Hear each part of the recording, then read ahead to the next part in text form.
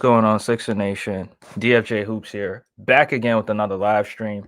Hey man, as soon as y'all come in, please make sure to hit the like button, subscribe to the channel, and hit the bell notification icon as well. DFJ Hoops. Um, haven't done a show in a long time. I mean, I was dealing with a little bit of I had a jaw injury, but nonetheless, we're back. Enjoy the holidays, Thanksgiving, all the good stuff with the family, with friends, with everybody else. So I enjoyed. I hope y'all did too as well. Now, let's get to the basketball because I have a lot to talk about in this live stream. I got a lot that I want to talk about, break down, what have you. So yeah, don't forget to hit the like button as y'all come in. And also, if you're in here, just let me know. Just say something in the comment section and I'm gonna definitely shout you out. So appreciate y'all for tuning in. But yeah, let's get right into this. So I missed a few. I think I missed about a week and a half or maybe 2 weeks, with the jaw injury. But the 76ers took on the Atlanta Hawks. Atlanta Hawks, a familiar foe to the 76ers. Sixer fans are really, really familiar with the Atlanta Hawks. It was a good game, right? I felt like it was a good game. They started off pretty good. Very, very good game. But at the end, that's where they started fucking up. And then Atlanta ultimately won. Now, this game did go to a double overtime, which, in my opinion, I don't think this game should have went double overtime. I think Atlanta could have won in regulation. The 76ers also could have won in regulation, right? I think Atlanta, they messed up at the end where Maxey, hit a miraculous three to send it to overtime. And then, the 76ers, playing with their food, having the lead going into the fourth quarter, and then giving up a 14-3, 14-4 run, something like that. I mean, the 76ers are always doing wonders, but let's start from the first quarter and work our way to the fourth and talk about the overtime. Please smash that like button as y'all come in. Smash that like button. So this was the first time that Joel Embiid, stepped on the court. I mean, which, it's a little bit funny. It kind of seems like I only cover the Sixers when Embiid plays. I think somebody said that to me on Instagram the last time, and I kind of laughed, but that's not the case. I mean, I was dealing with the injury, Embiid is dealing with the injury, so I think it works out for both of us. But yeah, this was his first game in a while. He was dealing with the other knee swelling or whatever the Sixers organization keeps telling us. But he got into the lineup. He started. VJ Edgecombe was also out the lineups, but he came in. He was on minutes restrictions. I mean, it's kind of difficult. It's very, very difficult, very, very tough if you have a team and most of your players are on minutes restrictions. I mean, Paul George is on minutes restrictions, and Embiid is on minutes restrictions, and then VJ Edgecombe is also on minutes restrictions. So it's very, very tough for the 76ers. Now, I'm not making excuses that because these players were on minutes restrictions, that's why they lost, because that's not what I'm saying, right? I'm not saying that. The 76ers could have won, but, certain things didn't go their way, and they fucked up at some points in the game, and that's why Atlanta won this game. But I think having Embiid in the lineup is some advantages and disadvantages that comes with it, right? I mean, you're getting somebody who could put points on the board for you, got somebody who could score the ball, and somebody who could also draw fouls and put the other team in foul trouble. But defensively, it really hurts your team because Embiid really hurts us. Embiid really hurts us with his when he gets back on defense. The transition defense is very, very terrible, right? He can't very, very slow getting back. So the 76ers are forced to play, 5-on-4, 5-on-4, 4-on-3, whatever, because he's not as quick to get back. So that's some of the things that the 76ers struggle with, right? Salute to my guy Joseph in the building. Appreciate you for stopping by. Appreciate you. Says like, share, and subscribe. Yeah, absolutely. If y'all listening, like, share, subscribe, just like he said. And then also y'all can go check him out.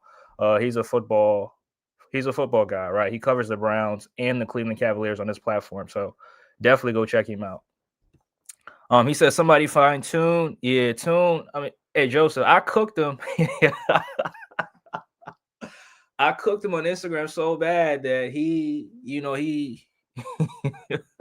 he went into hiding. right? That's what happens when you get cooked. But yeah, shout out to Tuna Sports though. Shout out to Tune. I mean, when you make certain bad takes, sometimes you're gonna have to go into hiding because people gonna look for you to cook you, right?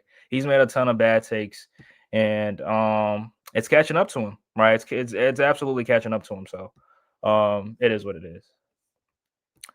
He says the Cleveland Cavs are looking like yeah, I mean, your guy Tune was telling me that Evan Mobley is the second best power forward in the league. He's going to step up his game alongside Donovan Mitchell. The Cavs are going to run the Eastern Conference. That's what he told me, right? That's what he said.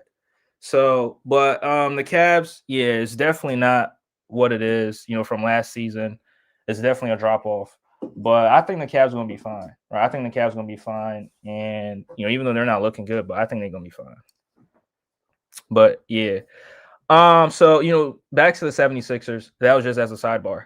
But back to the 76ers, the game started, Embiid hits a pull-up jumper, his patented, on the nail, that one dribble pull-up jumper, which, Embiid is so skilled, he's gonna make those shots. That's his bread and butter, right? And Paul George was in the lineup too. I'm gonna get to Paul George in a few minutes here because there's something going on when Paul George is in the lineup that I really, really don't like. So I have to talk about that. But Embiid, he was trying to get something going, trying to find his rhythm, and Maxey, was running some two-man game with him. Right, Maxey was trying to find him, trying to get him going. And something about Tyrese Maxey, shout out to Maxey. Maxey had a good game yesterday, but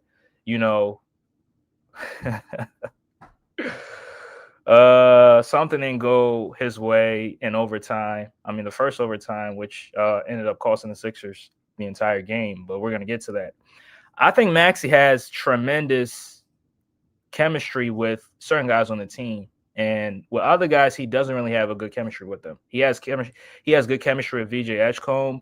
He has good chemistry with Joel Embiid. I mean, he's played with Joel Embiid for about 4 or 5 years. So, that's you can understand that, right? But the point that I'm trying to make is that it seems like he has chemistry with certain players, and then Paul George, he doesn't really have any chemistry with them, right? Because when you see Maxey along Jared McCain, they kind of fit perfectly. They fit well, right? He has good chemistry with Jared McCain, has good chemistry with Quentin Grimes, right? From last season, also has good chemistry with Joel Embiid. But when it comes to Paul George, I don't really see that, right? It don't seem like he has good chemistry with Paul George. And it's kind of surprising because, he played with Paul George last season. Now, yeah, both of them were in and out the lineups for the most part. They didn't play a lot of games, but the small amount of sample size that he had with certain players from last season, it kind of seems like he has good chemistry with them. But with Paul George, it's just not there, right? And the reason why I'm saying this is because, sometimes I feel like Maxey should be trying to get Paul George involved, but it seems like he's not even looking for Paul George, and Paul George is just relegated into the corner, right? He's just relegated into the corner. They're trying to use him as a spot up three-point shooter. Now, he's capable of doing that, but, with Paul George's skill set, I mean, are you sure that you just want to sit him in the corner and use him as a spot up shooter? Because Paul George can do so much on the court than just sitting in the corner and shooting threes. Right now, Paul George, he's very, very versatile. He's gonna give you a little bit of everything. Defense. He's definitely gonna give you defense. He gave you some good defense. Has some good spurts within the game yesterday. Also gave you a decent amount of rebounds. Right, which when Joel Embiid is in the game, he's not even giving you any rebounds whatsoever. Right, and it made me question myself. If your big man is not giving you rebounds, what is he good for? Right, so you're just in the game to get buckets. You're not really getting rebounds. You're not boxing people out, right? You're not deterring people from driving to the basket. Like, people look at you as food, and it's just sad. Looking at Embiid right now, Embiid is kind of like looking like a shell of himself, right? But let me not deviate from the point. The point is that Paul George, his versatility always shows in games. Even though he's on minutes restrictions, even though he's playing limited amount of minutes, the versatility is there. But offensively, they barely utilize him, right? And we can blame Nick Nurse for not running enough plays for Paul George, which I can understand that, but also Maxey has to get some blame too because Maxey's the lead guard, right? Maxey has the ball in his hands for the most part. Maxey has the most or the highest usage rate on the team, right? Has the highest usage rate on the team. So if you got the ball in your hands most of the time, you should be looking to get Paul George involved. Because if Paul George gets involved, guess what? If he gets it going, it's going to open up the floor even more for you as a scorer too to get your shit off. Right? But they go 2, 3, maybe 4 trips down without Paul George even touching the ball, without Paul George even shooting the ball, without Paul George doing anything. And then, sometimes Maxey get the ball in transition with about 17, 16 seconds left on the shot clock, and then he's jacking up a 3, right? He's jacking up a 3. Now, he shot 2 for 13 from the 3-point line. And I promise you, at least 5 or 6 of those threes were transition threes with about 17 seconds left on the shot clock. And he's just jacking them. He's just jacking those shots up. Now, early in the season, in the beginning of the season, I mean, it's still early in the season. In the beginning of the season, those threes were falling, right? He was cashing in on those threes. But, I think as of late, those threes, those transition threes are just not going in for him, right? And he's just shooting so far from the 3. Right. I think he should get closer to the 3 and shoot it. Right. But those transition threes, are not really, it's not good offense. Right. Those threes are not good offense. It's not considered good offense. Right. And those are the plays where, you should be looking to find Paul George to get him going. Because if he gets going, guess what? It's going to open up the floor for you too. Right. Because Paul George, even though Paul George is very, very skilled and he's a very, very good scorer too, Paul George is kind of like a rhythm player. Like if Paul George goes into the game and he's not in rhythm from the beginning, he's not going to have a good game, right? I follow Paul George for a long time, and I know this about him. If he starts off a game going like 2 for 9, yeah, just know that he's not gonna. It's not going to be a good game for him, right? He might make shots here or there, but it's just not going to be a good game for him. That's why I believe that in order to get him going, or in order for him to get into a rhythm, you have to go to him early, right? And I have to put the onus on Tyrese Maxey. The coach can do only so much, but Maxey, you got the ball in your hands. You dictate who gets the rock, right? You dictate who gets the shots, right? Maxey has been given the freedom, right? Maxey has the freedom to do whatever he wants.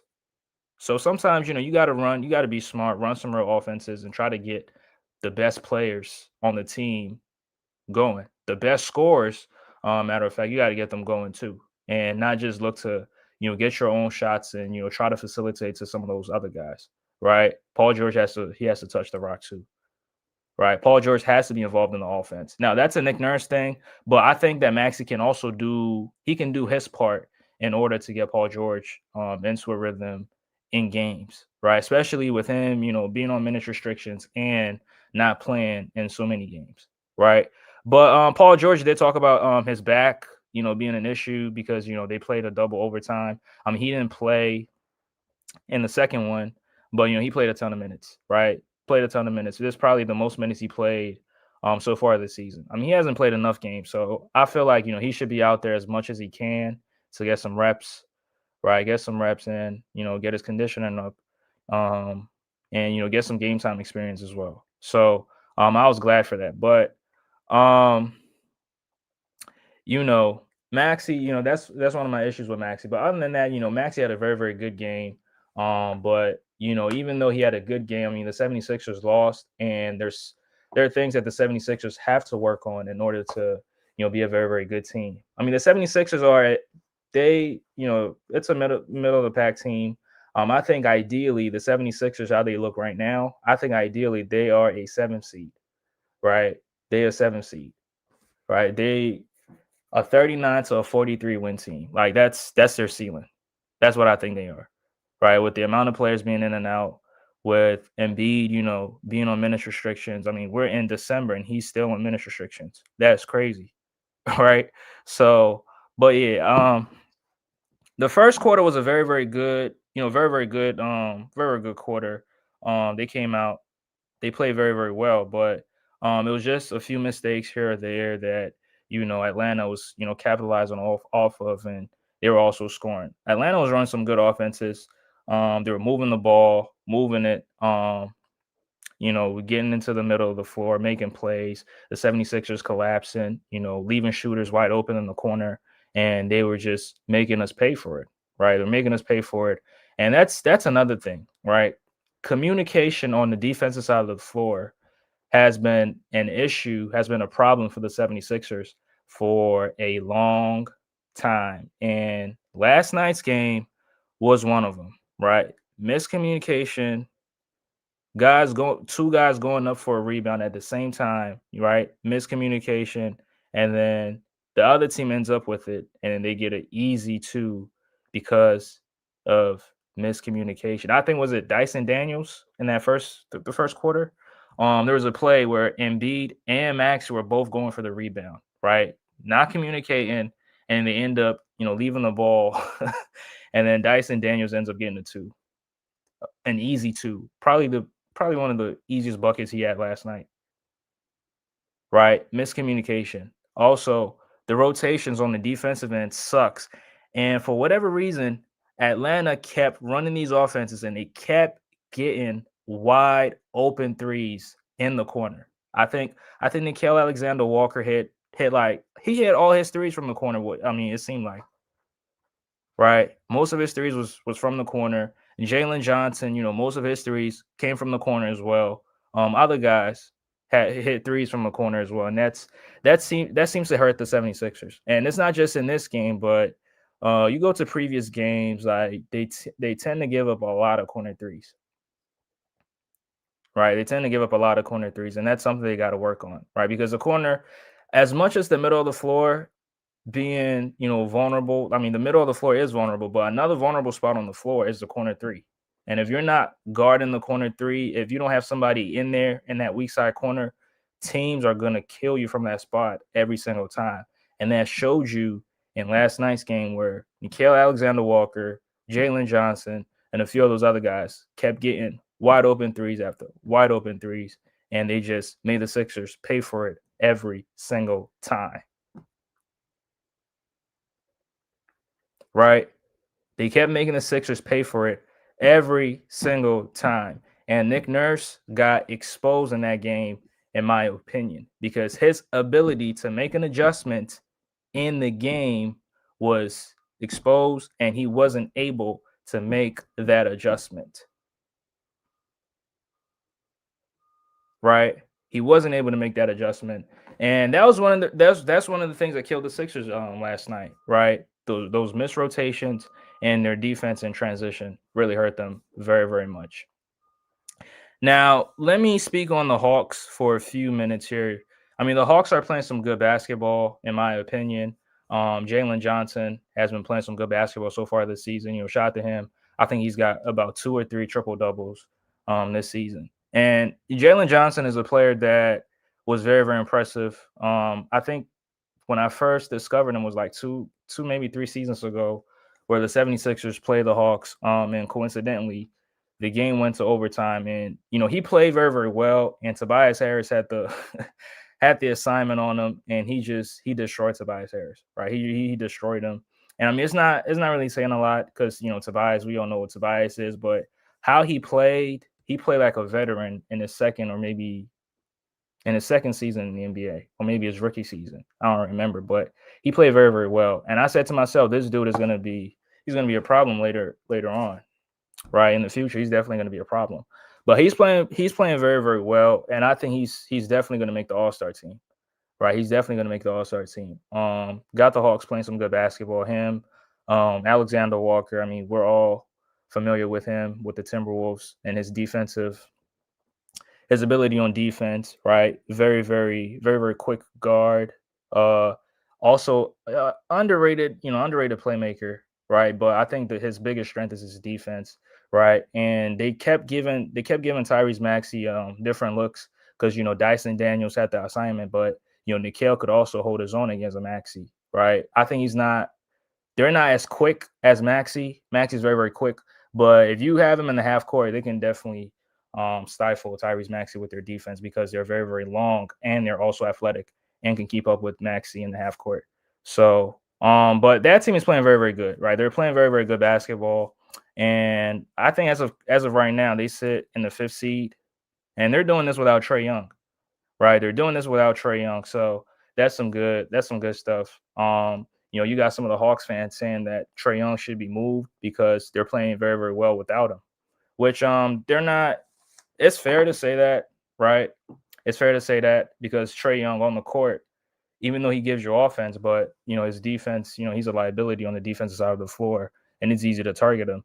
So, and I can get it, but when you got this team like Alexander Walker, Dyson Daniels, Zachary Reese-Shea, shout out to him. He played a very, very good game last night. A second-year player, shout out to him, and then Jalen Johnson, and then you got, I think Onyeka Okongwu was the center. He started at the 5. That's a good starting team. I mean, they're very, very small, right? They're very, very small, but it's a good starting 5. I mean, they're a first round exit. As good as they is, like they still a first round exit. So, but yeah, it's still a good team. And if they're gonna move Trae Young, I think that's gonna help it's gonna help their team. But still a first round exit in my opinion. But they play very, very well, right? Within the first quarter, I think Nick Nurse did. He tried the 3-guard lineup because, like I said, they were playing very, very small because no Porzingis, and the center also left. What's his name? Clint Capella. He's on the Rockets right now, so they're playing very, very small. Onyeka Okongwu was like 6'8", 6'9". But I think when Nick Nurse had the small guard lineup, and he had some good success with them, right? Because Maxey, Quentin Grimes, and Jared McKing were playing very, very good, even though they were giving up a lot on the defensive side of the floor. But the offense and how good they were playing in transition really helped the Sixers put some points up on the board. And the times they had Joel Embiid in the game, the Sixers played very, very good too. But I mean, defensively, you're just giving up a lot. Right, you're just giving up a lot because Embiid, the mobility is just not there.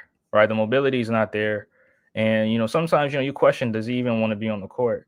Right, if he's not getting the ball, it seems like he's not really doing anything else for you. Right, it seems like he's not really doing anything else for you. So, but the 76ers had some good. I think they might have won. They probably won the first quarter. Yeah, they won the first quarter. 29-25.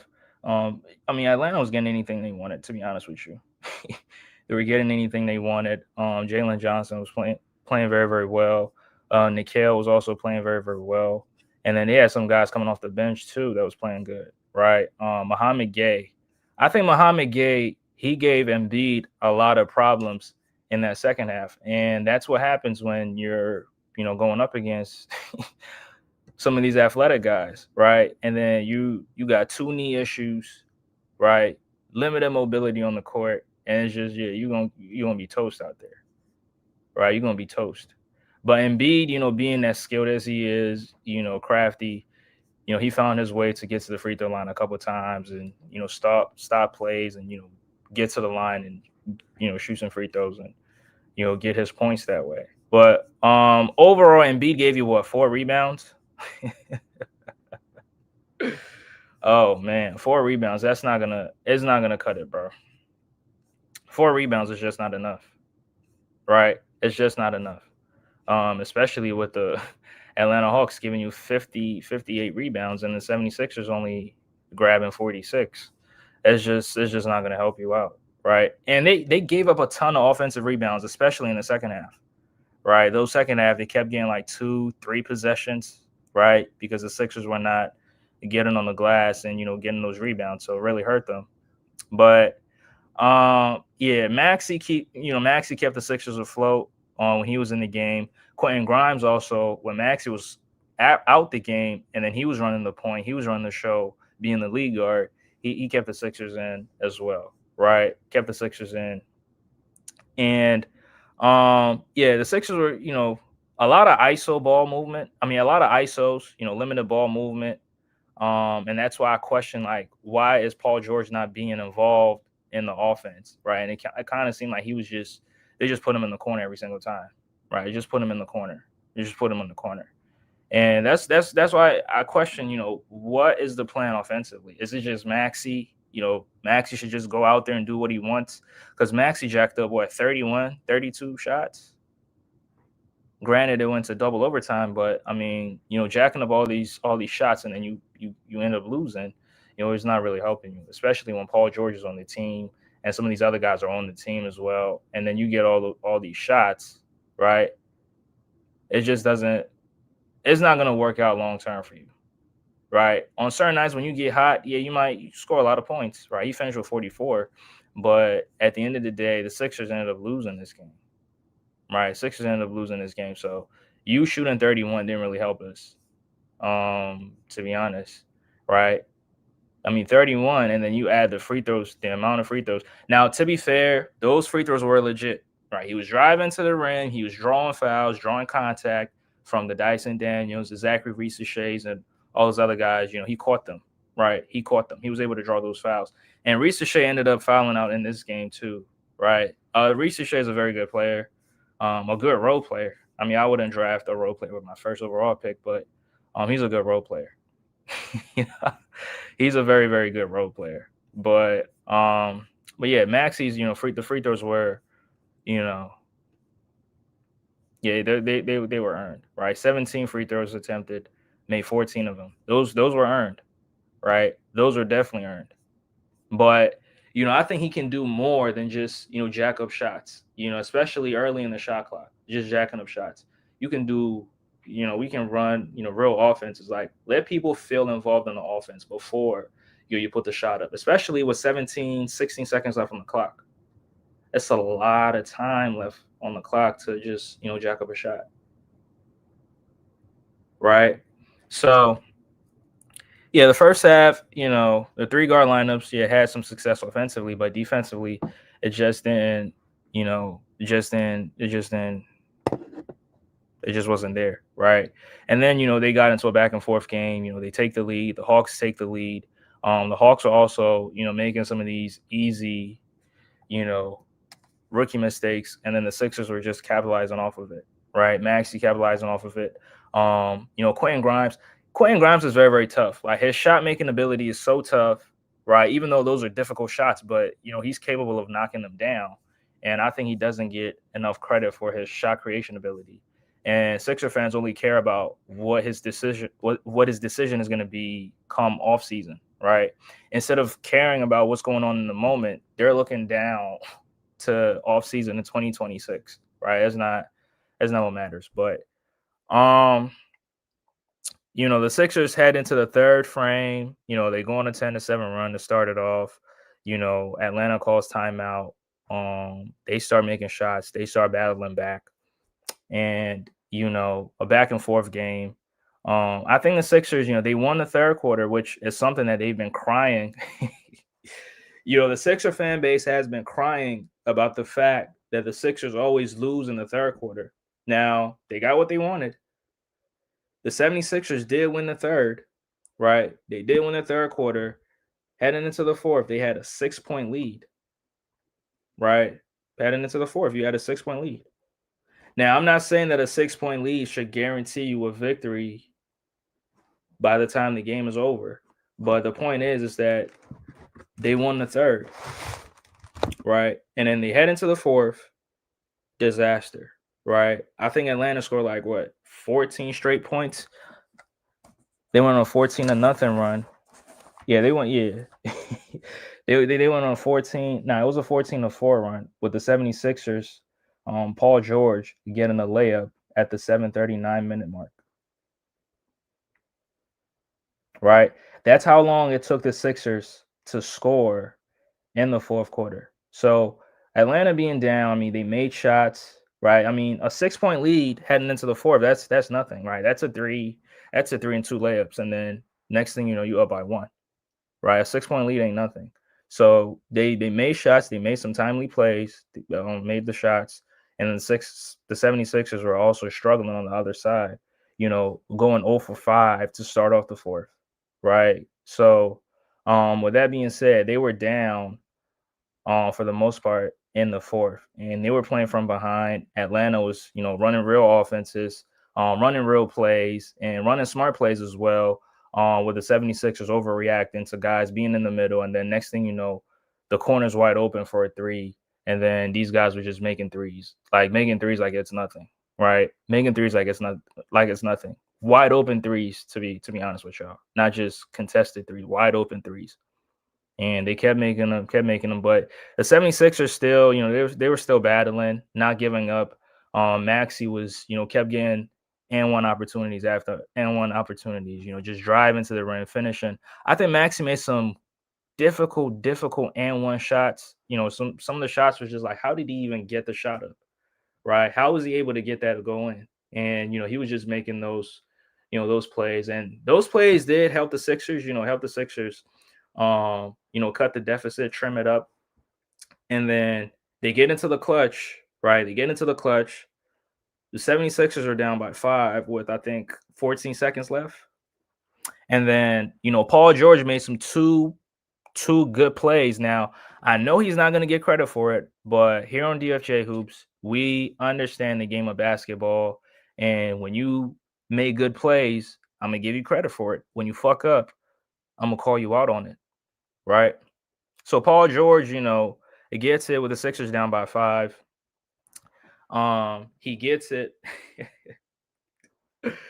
He makes a play, right, to what was it? I think it was Dominic Barlow, right? Gets a play, makes a play to Dominic Barlow. Dominic Barlow makes the layup, right? Makes a shot or whatever. And then the next play, Dominic Barlow gets to the free throw line. Right? He gets to the free throw line with the Sixers down by, the Sixers are down by 3. Right? So he gets it, he misses the free throw.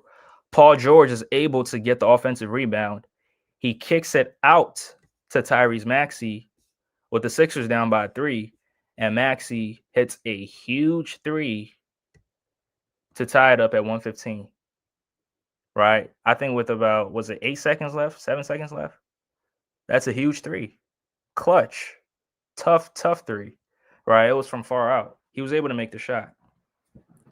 Now, it goes into overtime, right? Back and forth. And then Maxey gets to the free throw line. Right? Maxey gets to the free throw line. And unfortunately, Maxey misses 2 free throws. Right? 2 free throws. Now, mind you, 76er fans didn't really bring this up. Right? I barely saw anybody bring this up because he had 44. Yeah, he had 44. Yeah, we give him credit for that. He sent the game to overtime. We give him credit for that. He made the shot. I give him credit for that. But the 76ers wouldn't care. I mean, the fans don't care to give Paul George any kind of credit, right? They would rather criticize it for what he said in the postgame rather than what he did in the game.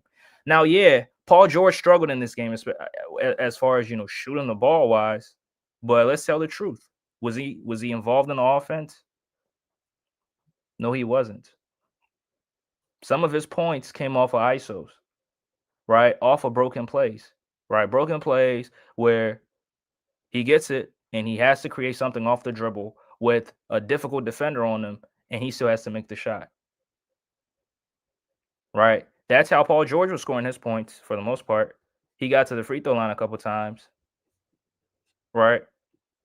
He got to the free throw line, but, for the most part, they didn't make any effort to get him involved in this game. So if you're going to bring up, his, field goal percentage or whatever, yeah, that's cool. He shot 35%, 6 or 17 from the field. He got the shots. I agree.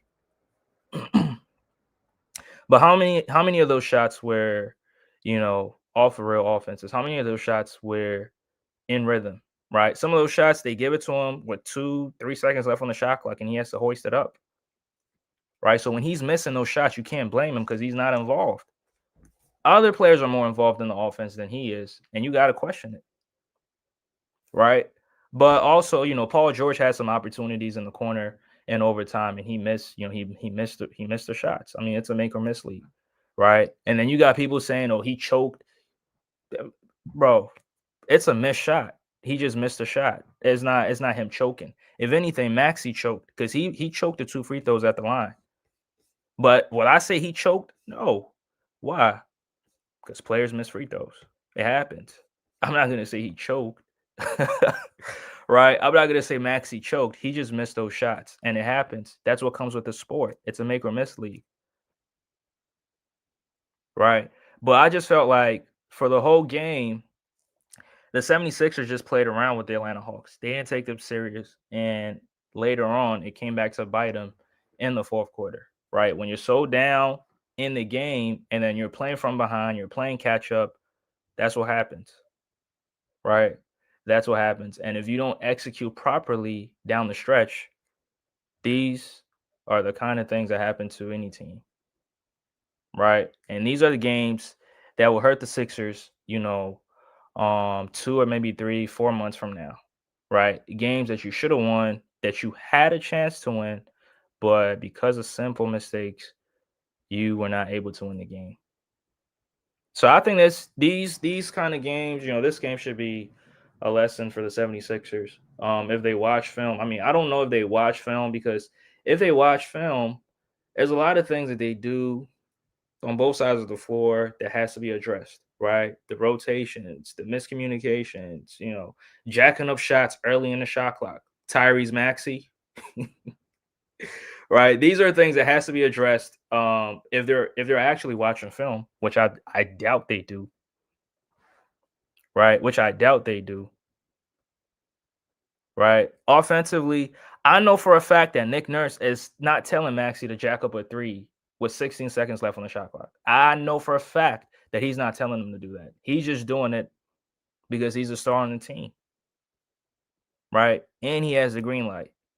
But sometimes you just got to play the game smart, right? You just got to play the game smart, and put guys in situations to be successful. You're the best player on the team, so when the team is not doing well, when the team loses games that they were supposed to win, the best player will be getting the blame for it, right? And in this instance right here, I think Maxey has to get blamed too.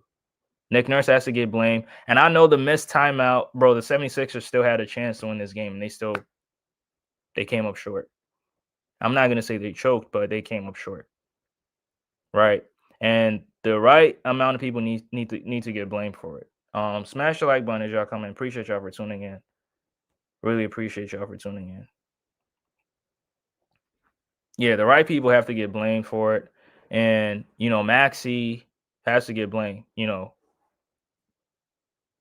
And even that dagger three that Atlanta hit to, ultimately seal the game, to seal the deal, Maxey, I blame Maxey on that play, right? Because Maxey walked back, right? You're supposed to grab the next player right next to you, right? Jalen Johnson was right next to Maxey, but Maxey was not even focusing on Jalen Johnson, wasn't even looking his way, right? Jalen Johnson curls all the way into the corner, and Maxey just stops. He just stops on the at the mid post area, right? And then Jalen Johnson gets a wide open three, right? Gets a wide open three, hits it, talks all kind of shit to the 76ers bench.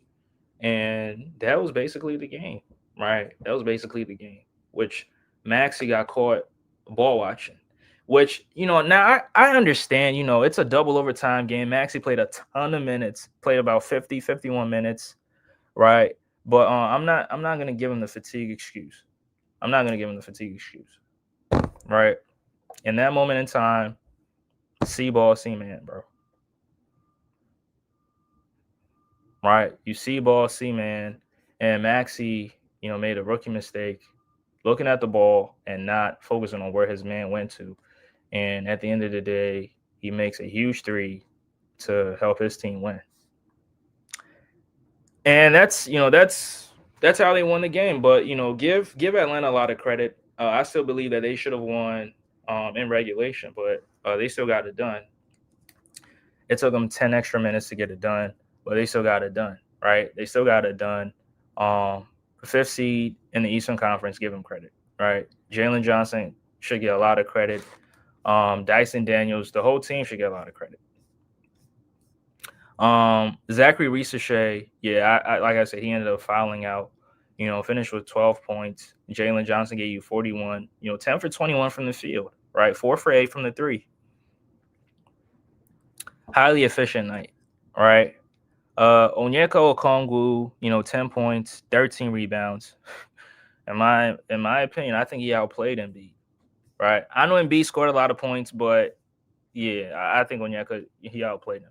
With the screens he was setting, um, getting offensive rebounds, rolling to the basket. Now he went 0 for 7 from the 3-point line, but I think everything else that he did really helped. It really helped the Atlanta Hawks to win this game, in my opinion. And then shout out to the bench players: Muhammad Gay, Craigie, Luke Kennard. Luke Kennard was on the team, and Luke Kennard had some threes that when he was on the Clippers, like those were easy looks that he was making, right? But for whatever reason, he wasn't making those shots against the Sixers. Had he had made those shots, it would have been a much. The Sixers probably wouldn't catch up at all, right? The Sixers probably don't catch up at all. So shout out to him. And shout out to Dyson Daniels as well, right? Dyson Daniels, 17 points, 2 steals, had played some good defense too. So you gotta give him credit.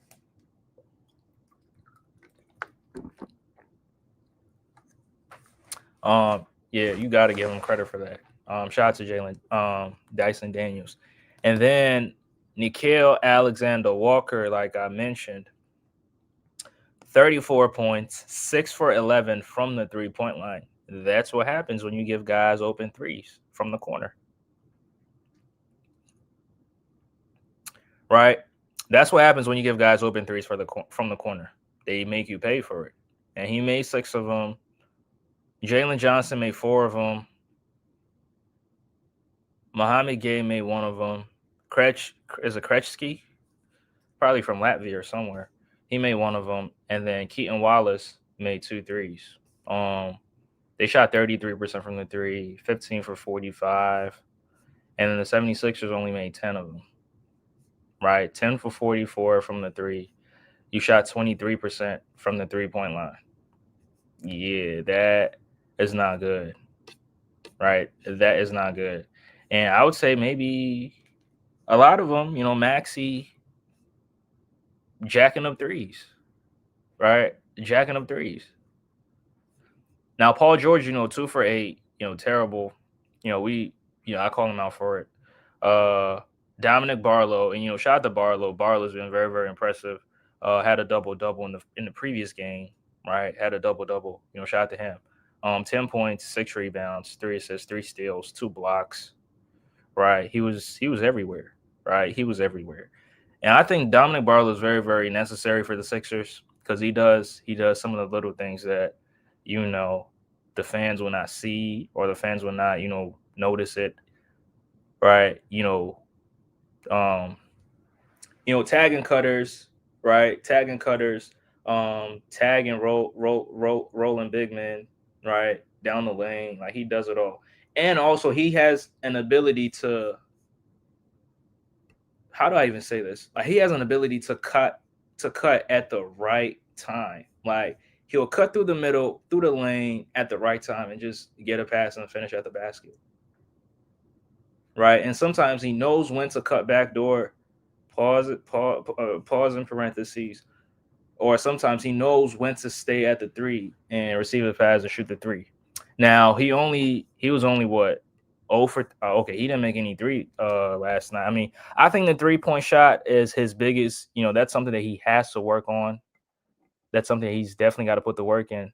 If he can make his threes consistently, he'll be in the league for a very, very long time because his prototype of player, that's what's needed in today's NBA, right? 6'7", 6'8", can hustle his ass off, gets rebounds, he makes timely cuts, right? He gets rewarded sometimes with those passes. And, he does everything, from the power forward position. Like if he can make his threes consistently, he'll be a huge asset. He'll be a hot commodity, in terms of, role players in the NBA, right? Because teams really need players of those caliber, right? And especially if you can make those threes, yeah, you can make a lot of money in the NBA. So, and he's very, very young, like what, 21, 22. So, I hope he can add or work on that aspect of his game, and be more consistent than what he is right now. Joel Embiid, 6 for 14, 43%, 0 for 3 from the 3-point line, 4 rebounds, 2 assists, 1 steal, 1 block, 18 points. Man, like I said, bro,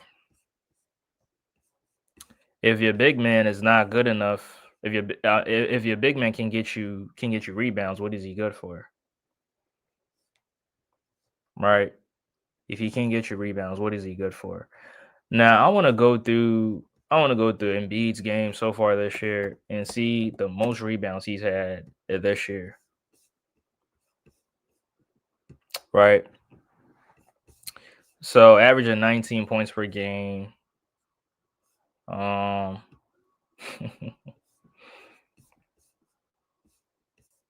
So he hasn't really played a lot of games this year. About 6, maybe 7 games, but 6 rebounds, 2 rebounds, 7 rebounds, 6 rebounds, 6 rebounds, 6 rebounds, 4 rebounds. So he is yet to grab double-digit rebounds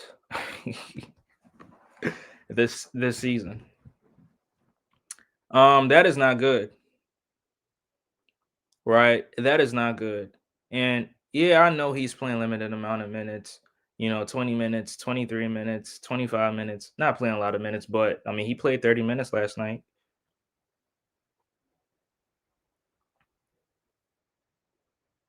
Right? He played 30 minutes last night. So what's the excuse?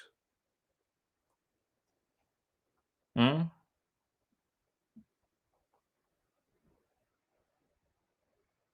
He played 30 minutes last night. So what's the excuse?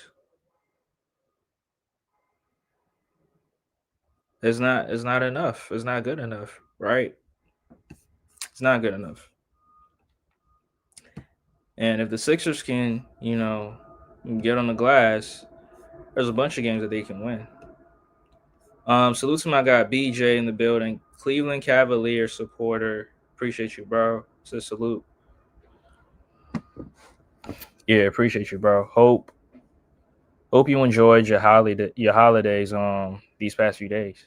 Uh, Hope you enjoyed it or spend time with the family. But yeah, I appreciate you. Definitely appreciate you. So Embiid is yet to get double digit rebounds this year. I mean, yeah, it just sucks, man. It sucks. It sucks. And it hurts me to see Embiid looking like this, bro. It really do.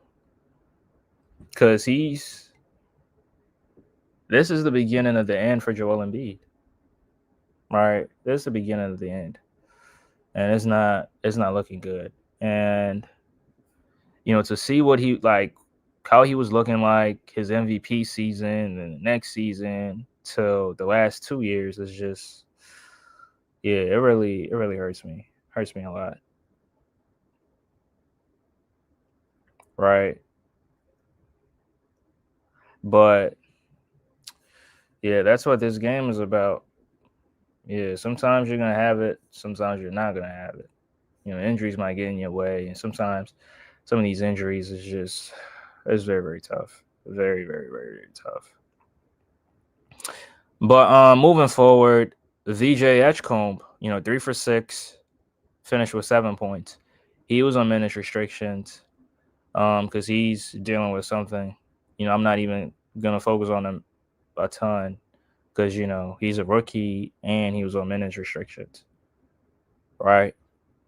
But Tyrese Maxey, 14 to 31 from the field, 2 for 13 from the 3-point line. He did get on the glass, right? Did get on the glass. Also, made a fefew passes that led to points. But some of these, driving kicks, being double teamed and kicking it out to an open 3-point shooter and they make the shot. They bailed you out, but that's not real offense. right? That's not real offense because if you didn't get double team, you probably wasn't going to pass it to him, right? But he gave you 44 points, which was very, very, very, very necessary. The Sixers needed every single one of those, but you still ended up losing. 44, 7 and 9. One block. Yeah, he had that huge block on is it Krejci, whatever. Yeah, that was very, very, very, very impressive. Right. It was very, very impressive. Very impressive. Not giving up on the play. So, salute to Maxey for that. But with 6 turnovers, yeah, that sucks. Six. I mean, sometimes the shots missed are also turnovers, right? Those 13 threes. I mean, those what 11 threes that he missed. I would say five of them probably, were turnovers because they got into the races and were able to convert on the other end. So, but yeah, that's that. Quentin Grimes, 8 for 15 from the field, coming off the bench, 28 points, 10 rebounds, 4 assists. Right. Andre Drummond did get a few minutes in the first half, but he was ruled out in the second half because he was dealing with something was bothering him. So the medical staff ruled him out and he did not play. That's why we saw a ton of Adembona in the second half. Right. Adembona had some good plays, some good defensive plays, but he still can't catch the ball. Still can't catch the ball. That sucks. Jared McCain, salute to Jared McCain. He's been going off in his last few games. In my absence, right? He's been going off for the Sixers. The Sixers absolutely need that, right? They definitely need Jared McCain to, get back in form, and then Maxey can start to not play a ton of minutes because you got reinforcements from the guard position, right? But yeah, he played 28, 29 minutes, um, 5 points, 4 rebounds, 1 assist. I think he got to every spot that he wanted to get to, comfortably. I mean, defense was right on him, but when the defense is draped on him, like he does a good job of creating separation and getting the shots off, whether it's in the mid range from the three, spotting up. Like he does a good job of that, like creating separation. Like he's able to do that very, very effectively. And especially from a second year player, that says a lot. Right, that says a lot. Justin Edwards, 0 for 2, didn't really play a ton of minutes, 10 minutes. He's been up and down. Adembona, 1 to 3, had 2 blocks, 4 points, 2 turnovers. Those screens, those moving screens they call on them, like it really hurts the Sixers' offensive rhythm sometimes. Right? Those are offensive, it kills your momentum, right? When you're trying to make a comeback and then, you score in 2 possessions and then you go for the third and then, your center gets called for the illegal screen. That really it hurts your offense. Hurts your offense very, very, very, very much. But yeah, that was it. I think the Sixers had, for the most part, they had most of their guys, but Kelly Oubre didn't play, Trent Watford didn't play, Jabari Walker, got a DNP, coach's decision. Now I mean Kyle Lowry, Eric Gordon, like those guys are not gonna get consistent minutes, consistent burn. We all know that. But yeah, overall, I think the 76ers, they played around and basketball karma took place. Right? Basketball karma happened to them. If you ask me, right? Basketball karma. And that's all she wrote. But I mean, overall, it started off as a good game, but at the end, they didn't really execute it. But they didn't execute it well. Yeah, they made a shot to send it to overtime, but the execution factor came into play, and they were not able to get it going. I mean, to get it home. So, yeah.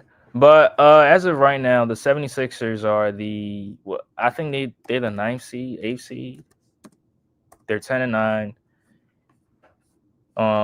for the season. Yeah, the ninth seed, 10. Yeah, 10-9.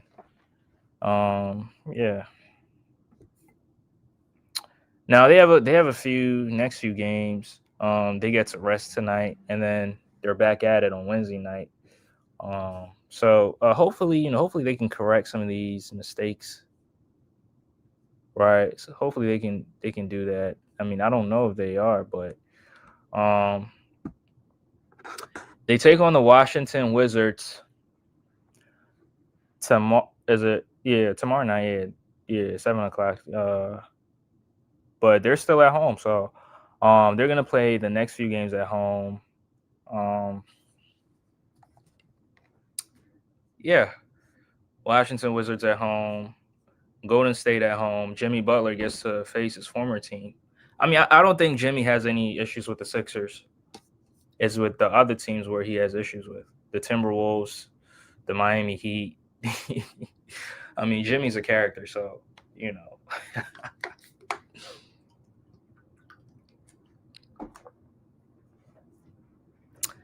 Yeah, Jimmy is definitely a character. But let me see.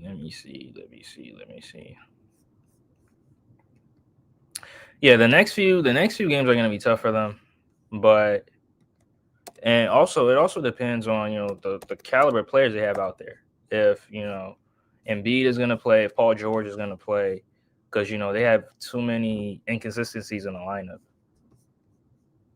right? But yeah, let me take a look at the roster right quick, and salute to my guy Casual in the building. Salute, bro. Bro, I hit you up on the gram and you ain't get back to me, bro. Yeah, I hit you up on the gram, bro. You gotta get back to me, bro. But yeah, salute to Casual. Yeah, so they take on the Wizards, take on Golden State, take on Milwaukee. Now, this Milwaukee game, Giannis is definitely gonna play, right? Giannis is definitely gonna play, and that's gonna be on the road. And then they come back home and take on the LA Lakers, Indiana Pacers, and they take on the Atlanta Hawks again, right? But that's 2 weeks from now or a week from now, whatever. So yeah, a very very tight schedule right here. A few back to backs. Um, yeah, a few back to backs. In the month of December, but I think if they got the guys out there, it's definitely they can definitely win some of these games. I mean, they should definitely win most of these games. And to be honest with y'all, in the month of December, but it all depends on who's going to be out there, right? Who's going to be out there? I think as of right now, Jared McCain is getting out of minutes restrictions. And salute to the Kobe Bryant film. Yeah, KB, you always gonna hate. I understand, bro. I understand, but when we whip the Lakers, I want to see you. I want to see you here, right? When we beat the Lakers on will it be this Sunday? Yeah, this Sunday. Right, this Sunday. That'll be tough. Yeah, I wish I could go to some of these games. I gotta go to a Sixer game, bro. I ain't been to a Sixer game in so long. I ain't been to a Sixer game in so long. That shit nutty. But yeah, I gotta get my black ass to one of these games, bro. I mean, it's not that far from me anyway, too. So I gotta get there. Salute to Kirk. Appreciate you, Kirk. What's good, bro? What's good? What's good? Yeah, I know you about to talk that SGA shit. Let us join. I mean, you want? Yeah, sure. I know you're gonna talk that SGA shit. But let me hear it.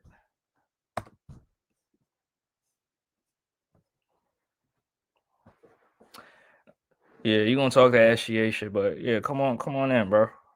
Pause. Yeah, that sound wild.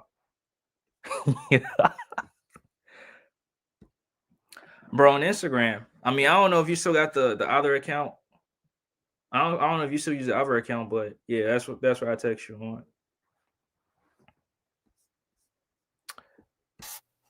Yeah, go ahead with the SGA shit, bro. What's good, bro? What up, bro? I'm chilling, man. Chilling. What's good? Chilling. You said something about the Instagram account. I didn't hear you. Oh, now I was talking to casual. Oh shit. Okay. Yeah, it was just somebody else. Okay. Shit. I didn't see this double overtime game, but I definitely saw. I saw highlights because I saw Johnson. What's his name? Off the Hawks. Jalen Johnson. Yep. He was. Yep. Yeah, he was balling. Yeah, he tough. Bro, no, y'all team, bro. No, he is. I ain't gonna lie. I like how he looks without Trae Young, bro. But I mean, your team looking really good, bro. Yeah, we do, but sometimes it's just certain things that's not going well in the offense and the defense. Miscommunication, not rotating properly, not understanding the coverages. Like it really hurts us. And if you pay attention to it, you see it. Okay. Yeah. Okay. And most of the time, the offense is like it kind of seems like hero ball. Like Maxey has the freedom, he can jack up whatever shot early in the shot clock. He can jack up shots, which I That's believe facts. if he plays it smart, if he plays it correctly, like a lot of these games, the Sixers should be winning. Now, Sixer fans are gonna disagree with me. Oh, you're hating on Maxey. I mean, bro, he was 2 for 13 from the 3-point line last night. That's crazy. Right. Because he has the freedom to jack up shots, and Paul George has just been relegated into the corner. That's not good because he could do way more than that. He can do way exactly. That's what I was saying. And some Sixer fans, some of these hater Sixer fans, they would bring up his field goal percentage, but the dude wasn't even in rhythm last night. Right, he wasn't in rhythm, and some of the shots, some of the points that he scored, it was based off his talent. Right, he'll get into an ISO situation. Sometimes off a broken play, get into ISO and just score. Right. But they're not running real offenses to get some of these guys involved. And it's just Maxey hero ball, or sometimes, dribble the air out the ball and then, kick it out to the shooters and then they'll bail him out. He had 9 assists, but I mean, come on, bro. I don't know. I know what bullshit assists look like. Right. No. I like how you're being real, bro, because people like to see that. You want to see your team win. You're not trying to see your team have a bunch of highlights. And that's what I like about your man said about this team, because that's what it takes. I'm not gonna talk about SGA like that because at the end of the day, that's my guy, but I don't want to talk about I don't want to talk about all that. I just like his game, and I just like OKC. It's great. I like OKC, but the thing about Shea and OKC is that he'll let other people like make plays and get their rhythm. He's not gonna ruin anyone's rhythm. So, and I'm gonna say Maxey don't. You're saying that because Maxey plays in the flow in the offense, you're saying that other people should find their rhythm and find different shots other than Maxey, and I totally agree with you. Bro. Right. Right. And sometimes, they blame the head coach, but, sometimes you got to give the onus to Maxey because, he has the ball. He has a high usage rate. Sure. Right. He has a high usage rate. He dictates who gets the rock. Right. Right. So if you get Paul George involved, like guess what? It opens up the floor for you because guess what? When guys have to focus on Paul George, you get a ton of space to work with. That's a problem, bro. Because I saw when he first came back, bro, he looked nice. He didn't even lose a step when he first came back. Right. And that was against the Clippers. Yeah. He played pretty good. Went to the rim easily. He's a very skilled, like you said, he's a talented, very skilled, fundamental player, Paul George. So he can get his shot whenever he wants. That's true. Yeah, I agree. But hold up, bro. I'm gonna be right back. Give me 1 sec, bro. I'm gonna answer this. I got Kobe Bryant film room, so I gotta go to him. Oh shit. What's good, bro? hey, what's up, guys? What's up? He's sneaky as hell. What's up, man? Hey, man. Where you come from? I'm only here to hate. That's it. I'm gonna be back. Nah, y'all subscribe to DFJ, man. DFJ's doing this thing, covering the Sixers, giving y'all the truth and a little bit of cap. You know what I'm saying? I don't mind Maxey shooting because who else? Who else gonna do it? You know what I'm saying? So they gave him that responsibility. Matter of fact, he took that responsibility. He earned that responsibility while all these guys were sitting out at home on their laptops. Maxey was in the gym balling. You That's know, fact. he got the right. They're not a championship team right as of right now. So got to do what you got to do. He's going into his bag. Sometimes he's going to deliver. Sometimes he's not. So that dude's a beast. He get to beat his chest. You know what I'm saying? And you know, you just gotta I have mean, to go work around him. yeah, that's true. But sometimes you just got to make the game a little bit more easier for yourself, right? And utilize the help that you Yeah, got around you, and not just yeah, try to look to jack up every shot. Especially early in the shot clock. Sometimes you get it off the rebound, take a few dribbles, and shoot a deep three. And I can guarantee you, like those threes that he was missing, at least 4, maybe 5 of them were transition threes that he missed, right? And those are the opportunities where I felt like yeah, if yeah, you facilitate and try to get Paul George involved, like it'll open up the floor for you because guys will have to focus on Paul George yeah. But and why does he have to? Why does he have to try to get Paul George involved?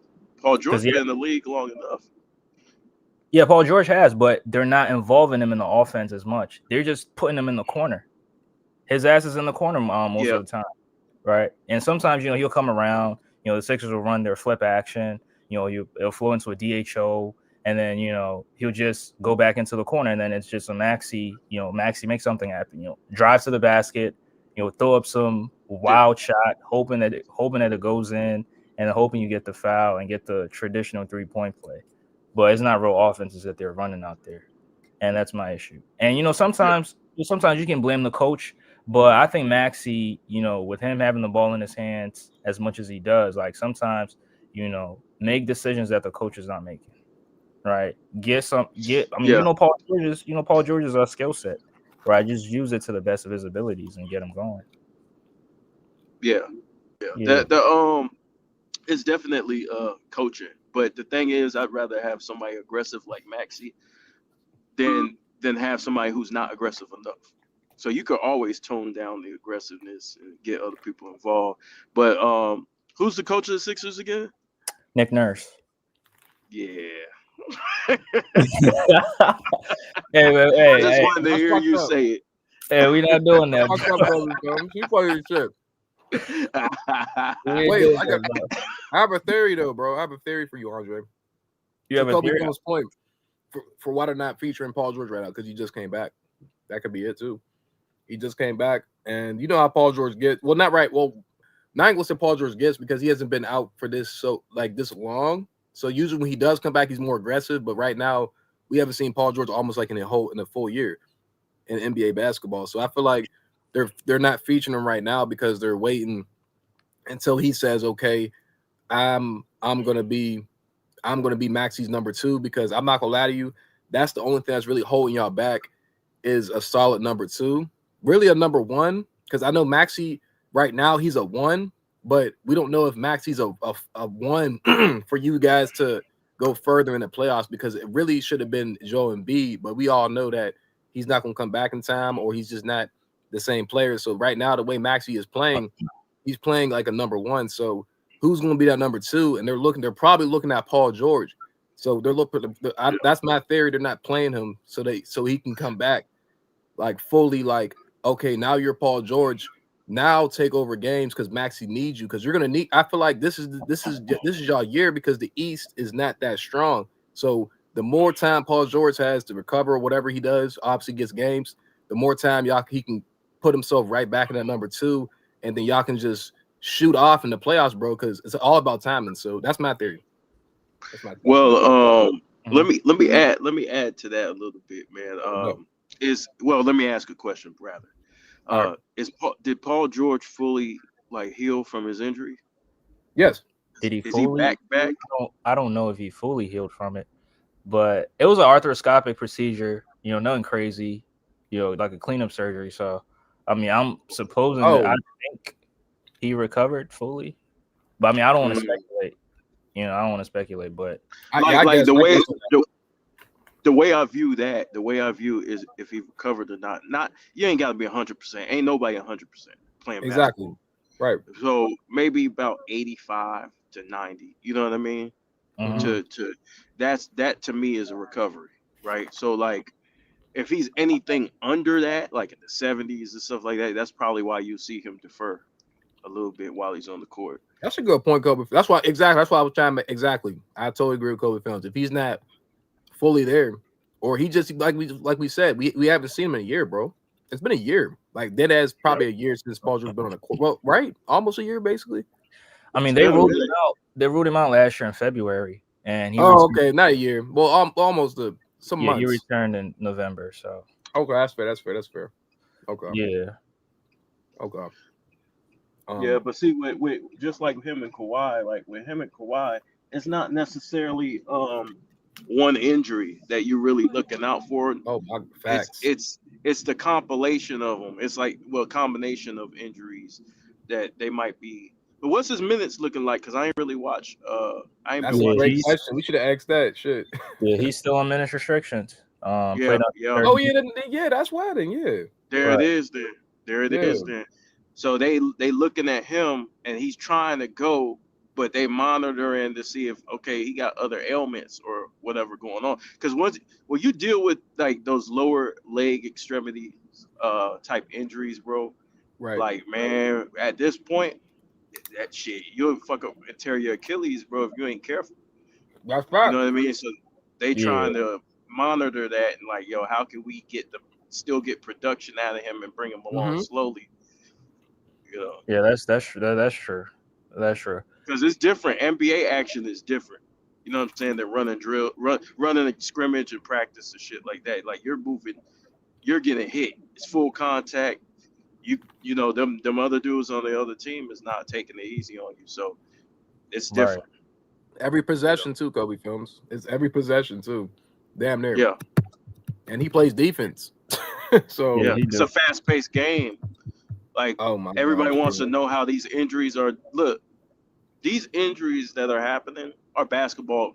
They're just it's just basic wear and tear of basketball. It's just the fact that it's more exacerbated now because these guys move. They moving at a faster pace. Like they're cutting split second. They're constantly moving laterally. You know what I mean? So that stuff right there is gonna break you down. Yeah, playing through bumps, going fighting through screens and shit. Bro, those cuts, put everybody's skilled too. Like everybody can do a lot of things now. So now you're talking about quick bursts off the dribble. Like, oh my gosh. Like everyone doesn't have that role where they could just be in the post and then score and then play a little bit of defense. Like now everybody pretty much is doing a lot of things on the court. So now we're talking about more injuries. So y'all right. Yeah, I mean, somebody also said the shoes, was contributing to it. A few players that, I mean, I don't know how true it is, but I disagree. It could be a combination of things. They wearing Chuck Taylors back then. What the fuck? but look, those low, the ones that Kobe wore, those low tops, those can fuck up your ankles, bro. Really? Like they can. Yeah. Well, how? They can't. Because if you like a lot of these dudes, they need to tape up their ankles when they playing, bro. And if you out there cutting and moving and twisting and turning, you know what I'm saying? I'm telling you, bro. But injuries is never just one thing. I don't think it is. I think it's a combination of things. You know what I mean? Are these guys stretching, right? Are they stretching properly? You know, that's the question. I agree. Are they working out? Agree. Yeah, are they working their legs out? Right? Mm-hmm. Are they eating well? Are they fully hydrated? Exactly. There's a lot of shit. You know what's crazy? Kobe Films is exactly right because y'all know SGA, this nigga just said, bro. This nigga just said he did not eat out, bro. He said he eats all home cooked meals. He said, because I want to take care of my body. He said that. Yeah, that's real. That's crazy. Information, all that. So and then I ain't gonna lie, bro. You said no one play out 100%. I don't know. The way SJ take care of his body, he might be 100% every time I see him on the court. The thing, he's prepared. He's what you call Kobe Bryant ready, right? He's ready to be ready. You know what I mean? So the thing is that he's taking care of his body, he's eating right, he's stretching, he's getting the proper rest, stress-free lifestyle. And when you cut out all that unnatural stuff, your body run. These players get paid off their body. You know what I mean? Right. That's their paycheck right there. So you gotta treat that shit like it's your last. Yeah, And that's what he's doing. gotta He's invest, reaping the gotta invest benefits. in body. Yeah. Make investment. Right. Yeah. Kobe Film just said it, you're reaping the benefits of what you're doing. Because he said it himself, bro. He said your body's a temple. He said all that, bro. I said, that makes sense. If you just look, even like the way you pace yourself in the court too, all that matters. Like knowing when to play. When people say, "Oh, this player doesn't play defense," some players, if you watch players, they do play defense, but they're not going to play 100% every play. They're going to play and mostly if your team's helping you too, you don't have to. You shouldn't. Basketball is a 5-on-5 sport. You should not be playing 100% every play. Every play should be you coasting. Yeah. And then when you do see opportunity, then you burst. Other than that, and then you're playing defense. My thing is you have to anticipate because you can shoot. These players can shoot deep. They can drive. You have to anticipate a lot of moves, but there's no point in trying to guard someone all the way up the top of the key and they're gonna burst right past you. No, have shifty feet. Anticipate what they're gonna do. Have help defense. If you don't have help defense, you want an island. Okay, just anticipate their moves. No one's saying. But if it's like obviously the fourth quarter or something or a stop, then get the stop. But don't go 100% every play. That shit crazy. No one does that. I ain't gonna lie. That shit. Yeah, pace yourself. I mean, I think it depends. It does. Like, if you on a 10-day contract and you try to stick the lead, you go 100% on every possession. Hey, yeah, go ahead, KB. Let me say this about SGA, bro. We talk about load management, right? Yeah. But there is an old school way of how to the old school way of how you load manage during a season is you whoop people's ass. The game's over by the third quarter, and you go sit your ass down. So SGA is load managing, right? Because he's whooping everybody's ass, and he's getting rest watching the game.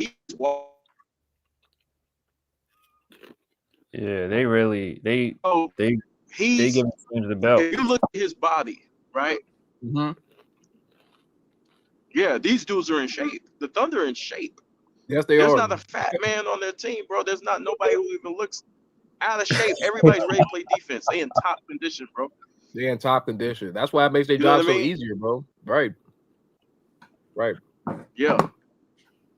Right. Yeah. Hey, nah, you said it exactly right. That is load management. But that's the old-fashioned way, like it's the old school way, man. That shit real though, bro. Kobe, Steph did it when he was going 73-9. Yeah. That's what I keep trying to say, bro. I was saying that on BJ's chat, and they was looking at me. I guess I was just crazy. I said, bro, he's on that Shea, whatever superstar level you think that he's not on. He's on that right now. He's on that. He's literally on that Steph Curry level. He's literally scoring like he's the best player in the world, bro.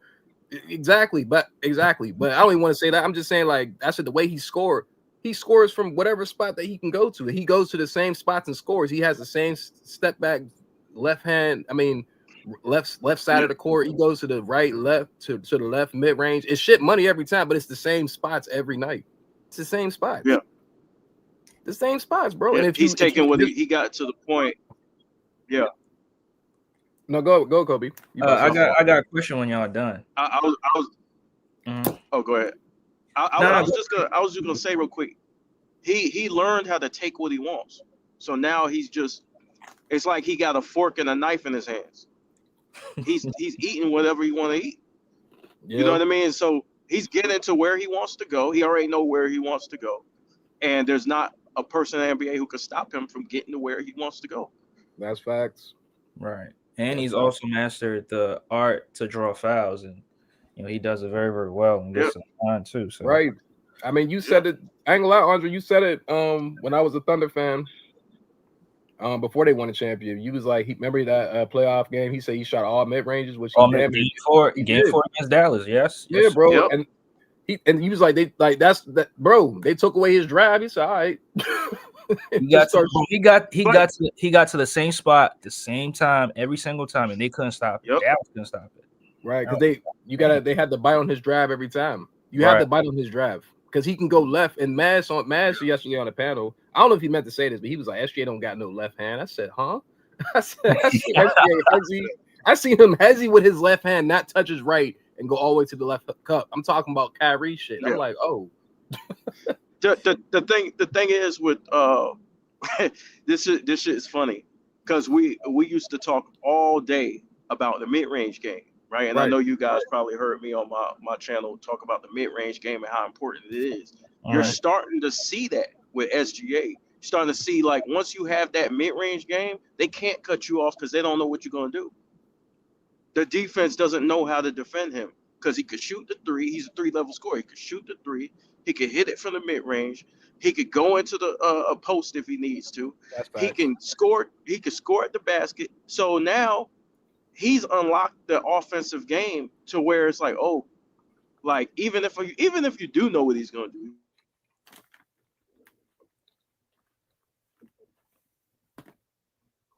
Yeah, he kind of went out.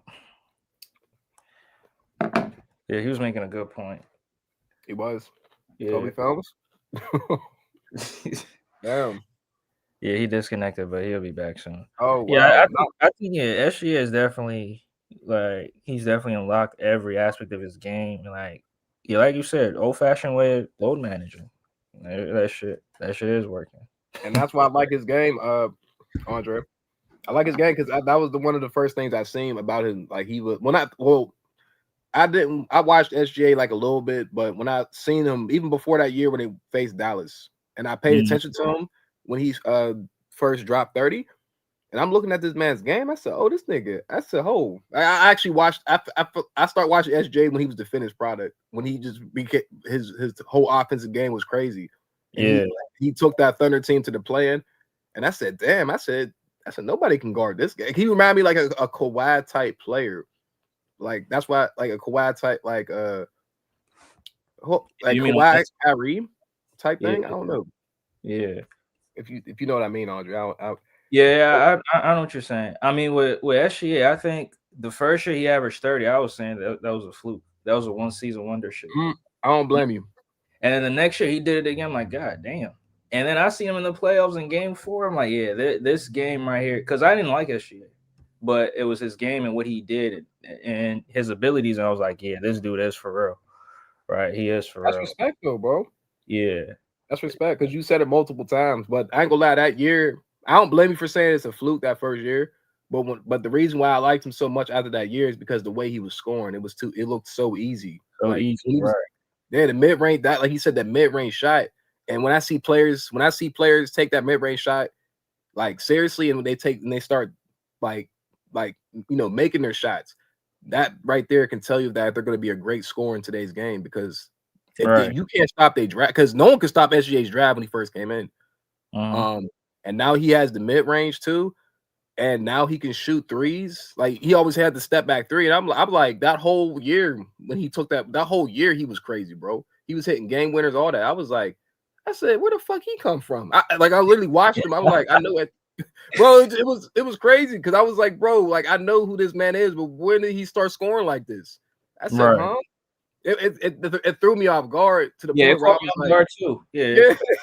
That's why you called it a fluke, bro. Because I don't blame you. I'm like, bro, he was doing anything that year. It was, and the Thunder wasn't even a good team. And I said, he gonna be a problem, bro. And then the next year, they got Chat, and then Chat took him to another level, and then and then the next year made moves and became a real contending team. Yeah, bro. The growth, that growth of that. That's what I'm saying. Like people say I'm a bandwagon, but I was there for the growth of that team, or at least like I caught it right before they started winning. Before it took off, right? Yeah, and I was just like, and I'm not, bro. To be honest with you, bro, I'm an OKC fan. Like all the players, it's not even about SGA no more, bro. Like they all play 100%. And when they lost against that Dallas series, I don't even care if this team wins or loses, bro. I just love how they played. When they played, the way they closed out that game 6 was championship like, and I was like, I tipped my hats to y'all. I already knew they was going to like damn near go. I didn't have them winning the championship, but I knew they was going to go further than what they did last year because the way they let everything out on the floor, they just pretty much just played and didn't even complain. I'm like, damn, bro. I said, the people not see this. This team is, bro. They about to be. I ain't gonna lie, bro. That team about to be like, if they keep playing like this, they could be an all-time great team. Not the best team, obviously, but they can definitely put be in the conversation. Yeah, definitely. Fuck yeah. But I heard you saying that they gonna be a dynasty. Now that part I disagree with. Yeah.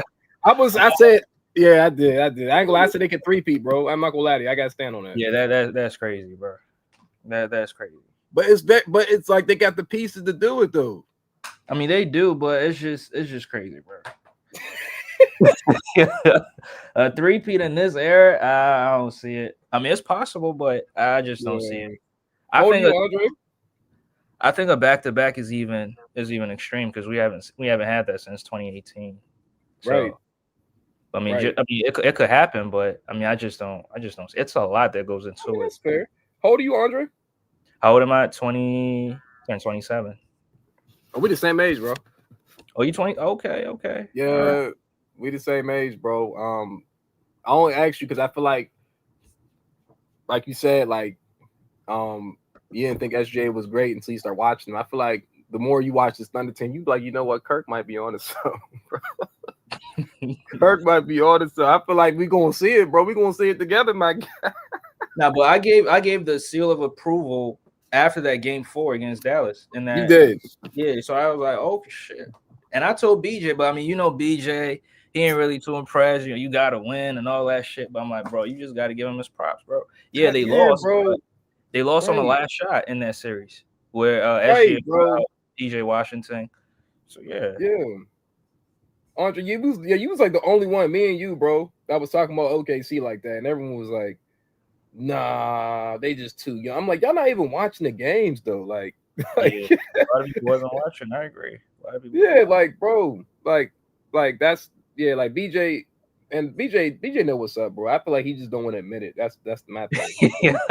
He's not stupid. BJ's very smart.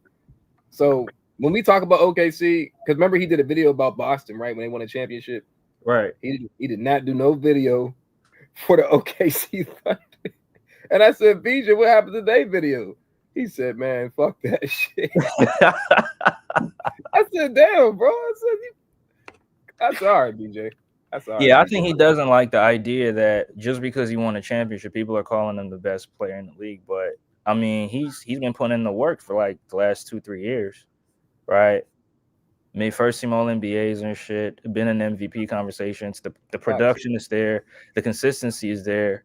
I mean, I feel like he has an argument for it. I feel like he has a big argument for it. Yeah, it's not like he's just on a people say that SGA is just on this team and that's the reason why he's winning. But just like what me and you said about that year when he first averaged 30, I ain't gonna lie to you, bro.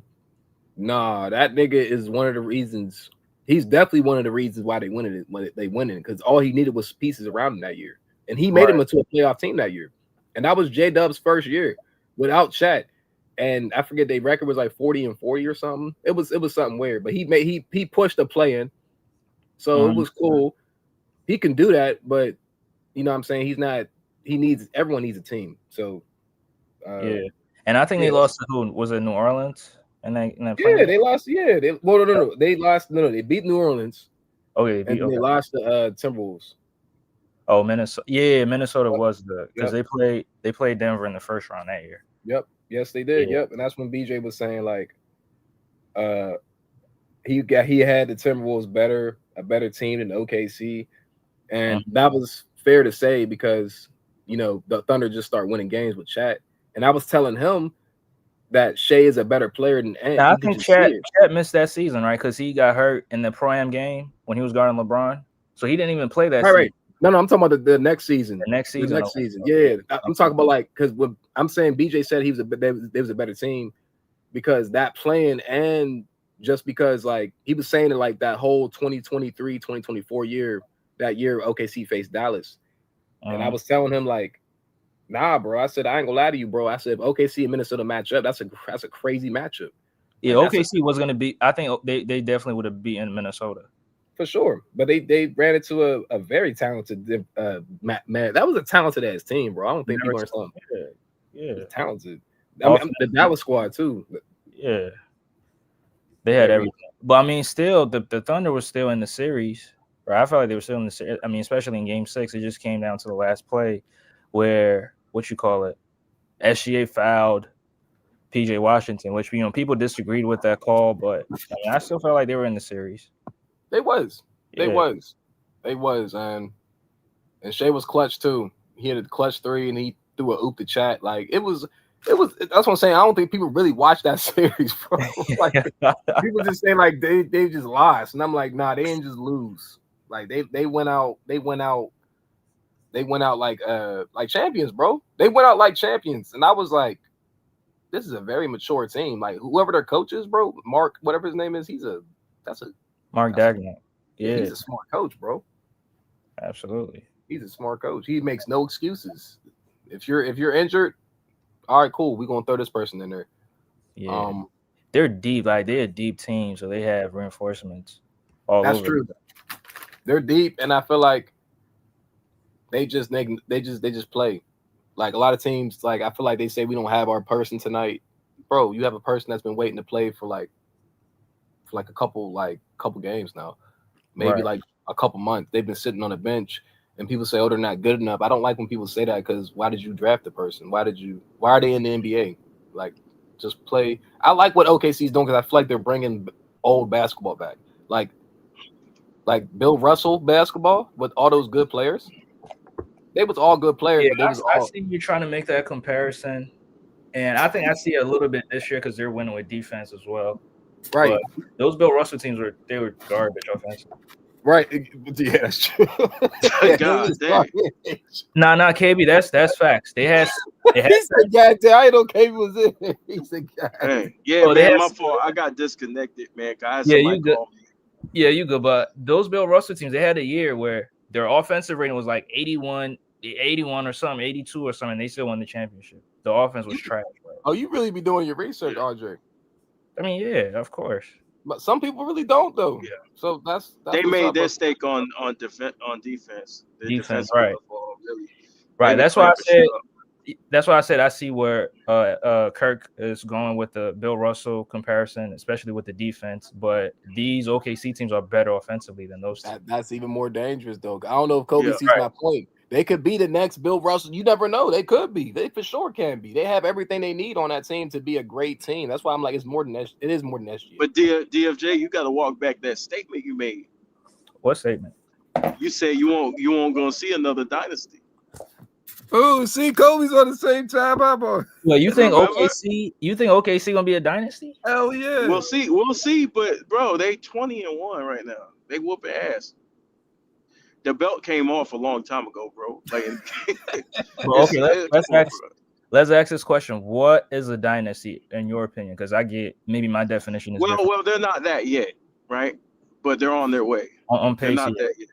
Yeah, they on pace to crack 70-something wins, bro. Like these niggas is like serious. They serious business, and they say niggas cannot score. You know what I mean? Niggas can't score.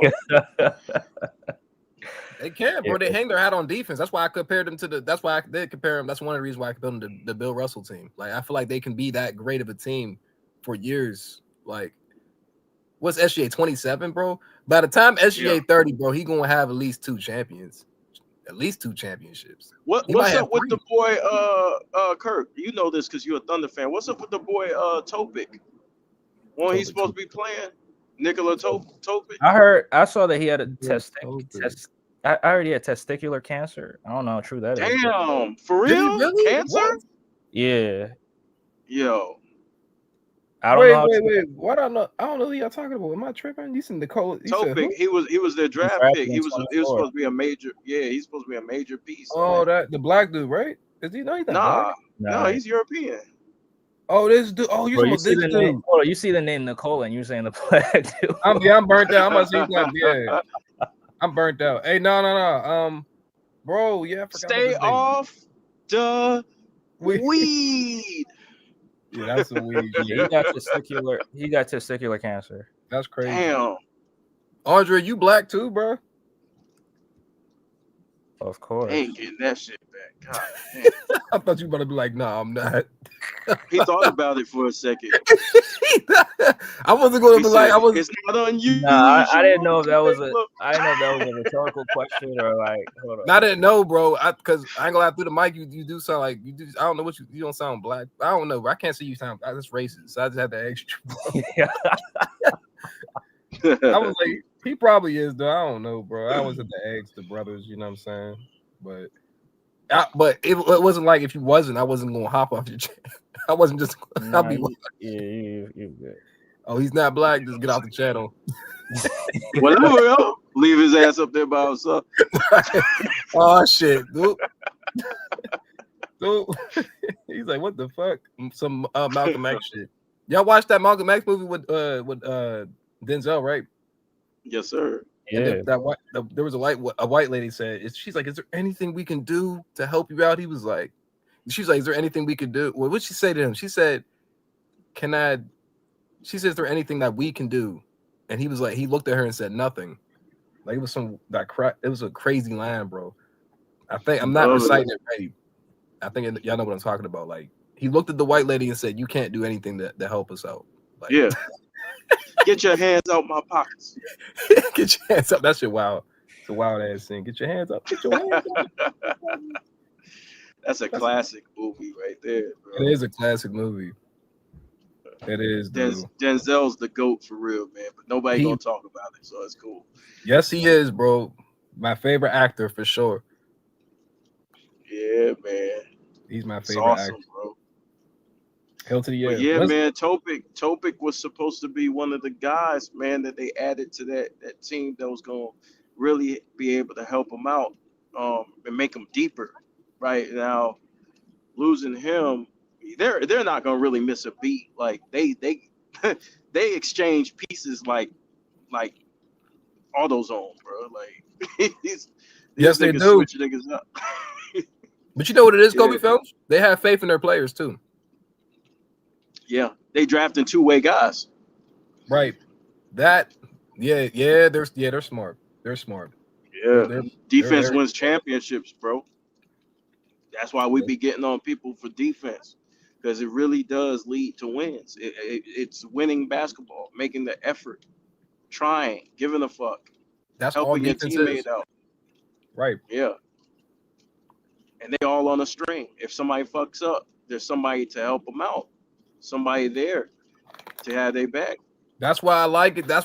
It's more like it's such like a structured. It's not. There's not, like I told him. There's not too much complaining over there, bro. It's just like, damn, like, all right, next play. They whooping ass. Yeah. I mean, when you winning, bro, you can see the smile from ear to ear, bro. Like them niggas is having the time of their life. When you're winning that much, bro, y'all grow together, y'all grow closer. When you losing, you grow apart, like the Clippers is doing. Like them motherfuckers is a monstrosity right now. But yes, they are. Yeah. Yes, they are. Them niggas is fucked up in the worst way. Hey, KB, didn't I tell you they was gonna miss the playoffs? You did say that shit, huh? Man, he did tell me that. He was right. Fucked up, Andre. I couldn't believe it. I said, ain't no way in hell that all that talent, man. These niggas. No excuse, right, Kobe Phelps? No excuse. Ain't no excuse, bro. Ain't no excuse. Shout out to the Clipper fans, bro. I said this at the beginning of the year. I said, bro, this is like the fifth roster change. I said, if y'all don't do any, I said there is no excuse this year, bro. There's no, and then I didn't think they was gonna do this though. Like they shit and they pissed in the bed. They did all that. Wet dream. Yeah. Did everything you was supposed to do in the bed, bro. What the fuck? I don't know. Yeah, they arguing about who should they play through, like simple shit that they should already know by now. Bro, you know whether you play. Wait, aren't they playing through Kawhi Leonard? They were, No. yeah, now they are, but they were playing through Harden before. Because Kawhi was hurt. Yeah, but what I'm saying is you're arguing over shit that should already, even when Kawhi was there, like, you know what I mean? People were getting mad because Zubac's not getting enough touches, Kawhi's not getting enough touches, and whatever the case may be, the ball is not moving. You're arguing over simple The ball shit. was not moving. That is true. But Zubac was getting touches. He wasn't getting enough touches. Now that I Yeah. would agree with. That's why I keep trying to say he's Mhm. not. He's not getting enough touches. But they keep saying, "Oh, Zubac, he can't score." But every time he gets the ball, he scores. So I'm like, But Kirk, the thing is that when Harden took a limited amount of shots in Game 7, they blamed him. So I don't even blame Harden when he's going up, when he's going high volume. Because when I took less shots, y'all was blaming me. So hell, fuck it. That's what I said. I'm gonna go rogue. You're right about that, Andre. They was blaming James Harden. That's nothing with James Harden though. I only said that last year. I wasn't blaming James Harden last year because I seen there was more. I said James Harden's gonna be James Harden. We're not gonna change him. But this year, I was watching more games and I'm like, damn, that system is fucking them up. Damn, bro. So last year it was like more of an excuse. I was like, I see why they don't like James Harden, but last year they have no excuse. If they blame that man for Game 7 one more time, I said y'all knew he was gonna shit the bed. I knew he was gonna shit the bed Game 7. Come on, bro. Yeah. Like, The problem with the dynamic between Harden and Zubac is that Zubac pretty much have to eat off rolling to the basket, right? Right. And like, right. yeah, he can score in that position, but bro, like it'd be nice if a big get touches down low. And I explained this on the reason why it's important if your big touches down is because it gets your bigs like the other team foul trouble, right? It draws the defenders away from the wing players, right? Right. It gets Zubac in rhythm. It gets him more excited running up and down the court. Yes. Right. So there's reasons. There's a lot of reasons why. If basketball is a thinking game, yeah, we're trying to get you guys in foul trouble. We're trying to wear you guys down. We play slow already. Yes. So we might as well give the ball to Zubac, let him do what he does. Because even when they played against the Lakers, it made no sense to go to Zubac. Yes, right. Because he had the mismatch. Bro, he had the whole night. Yeah, on Jackson Hayes. Bro, yeah. they didn't go to Zubac. They started going to Zubac because they seen one little double team down there. Nigga, what, man? Pass him the ball again. I would have been like, man, give me the ball right back to Zubac. Double team. All right, you want what? You're supposed to pass out the double team and give him the ball right back. Like what? What type of double? They show a little double team, but they was like, nah. Wait, what Kobe fit? Oh, it's Mike. Oh. People think, can you hear me? Yeah, it's kind of going in and out. The mic going in and out. Yeah, people. Okay, people think bigs like playing through that. Bigs like playing the pick and roll, like the whole game like that, like high pick and rolls. Like, but Zubac don't like that shit. He want to get touches off his own volition. You know what I mean? He does. Like, You could tell. Yeah, that's true. Yeah. Yeah. But I mean, the thing is, when he gets the touches in the post, it's not great things are not happening. You still got to go. I'm not gonna say all the time though. I'll say more than 50% of the time he can bump you until he. I know what you're saying, Andre. He do be missing like off the backboard. I'm not gonna lie, he does. But he does make more than 50% of his shots. If he doesn't get, I'm saying I feel like he can. On post ups? No, he doesn't. What is it? It was like 42 last time we checked. Oh damn. Yeah. I mean, but you still gotta go to him because I think it's a low volume. That's why if it was high volume, it probably would be much better. That's fair though. That's what I'm saying. Your percentages even out. The more you touch the ball, your percentage is gonna even out. Right. So he needs those. Like let him draw a couple of fouls, bro. It's like now he ain't Shaq, right? Hell no. It's like with Shaq, right? Get the ball down low. Let them go to work. Get these guys in a little bit of foul trouble. They're smaller than you.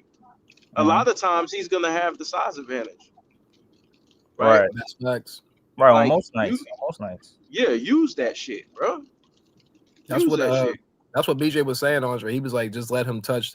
He basically was just saying, let Zubac be involved. That's all we're saying. Let him be involved. Yeah, that's facts. Yeah, Like we're not saying like, hey, dominate. Like, nah, throw like he just said, give him a little bump and let niggas think that he's going to score all the time, which he's not going to, so he can at least be effective, and then he can pass it out because he could pass. We're not saying he's the best passer. He's not. I've seen him. I ain't gonna lie. Zubac used to be way worse than this, bro. He used to get the ball and drop that shit. Oh my gosh. But Kirk, you know what the great coaches do? And Larry Brown did this. You know, Larry Brown would give the ball to Ben Wallace in the post just to get him feeling good, get him feeling a part of the offense. See what I'm saying? And then he's running up and down the court like a madman, trying to swat every fucking thing. And that's what you do. It's a psychological thing. Guys gotta feel like they involved. Because, bro, if you outside and nobody passes you the ball, or they ain't give you the ball enough and you got the size advantage, you're gonna get mad as fuck. I'll be pissed. And your defense gonna drop, your energy gonna drop. You're like, well, I'm just running up the court for no fucking reason. Right, that's true. I feel like that when I'm playing regular ball. If nigga ain't passing the ball, bro, hey, bro. I just want to touch the ball. Nigga be like, you want to score? To my boy told me that. He's like, you just want to score. I'm like, nigga, no, just swing the ball. Let me just touch the ball, nigga. So I can swing it back. You know what your attitude gonna be? Fuck it, you do it. Don't pass. Hey, dude, if I ain't touched the ball the whole game and we losing, he passed me the ball, I'm gonna pass that shit right back. Nah, you do it. Exactly. And that's what the Clippers do with James Harden sometimes too. And that's the thing. That's the thing right there. That's what we say. Move the ball. People say like this person can't score. It's not about that, bro. Just swing the ball, bro. Because you can throw him off guard. So what? He can't score. I bet you can hit an open three in a fucking cut.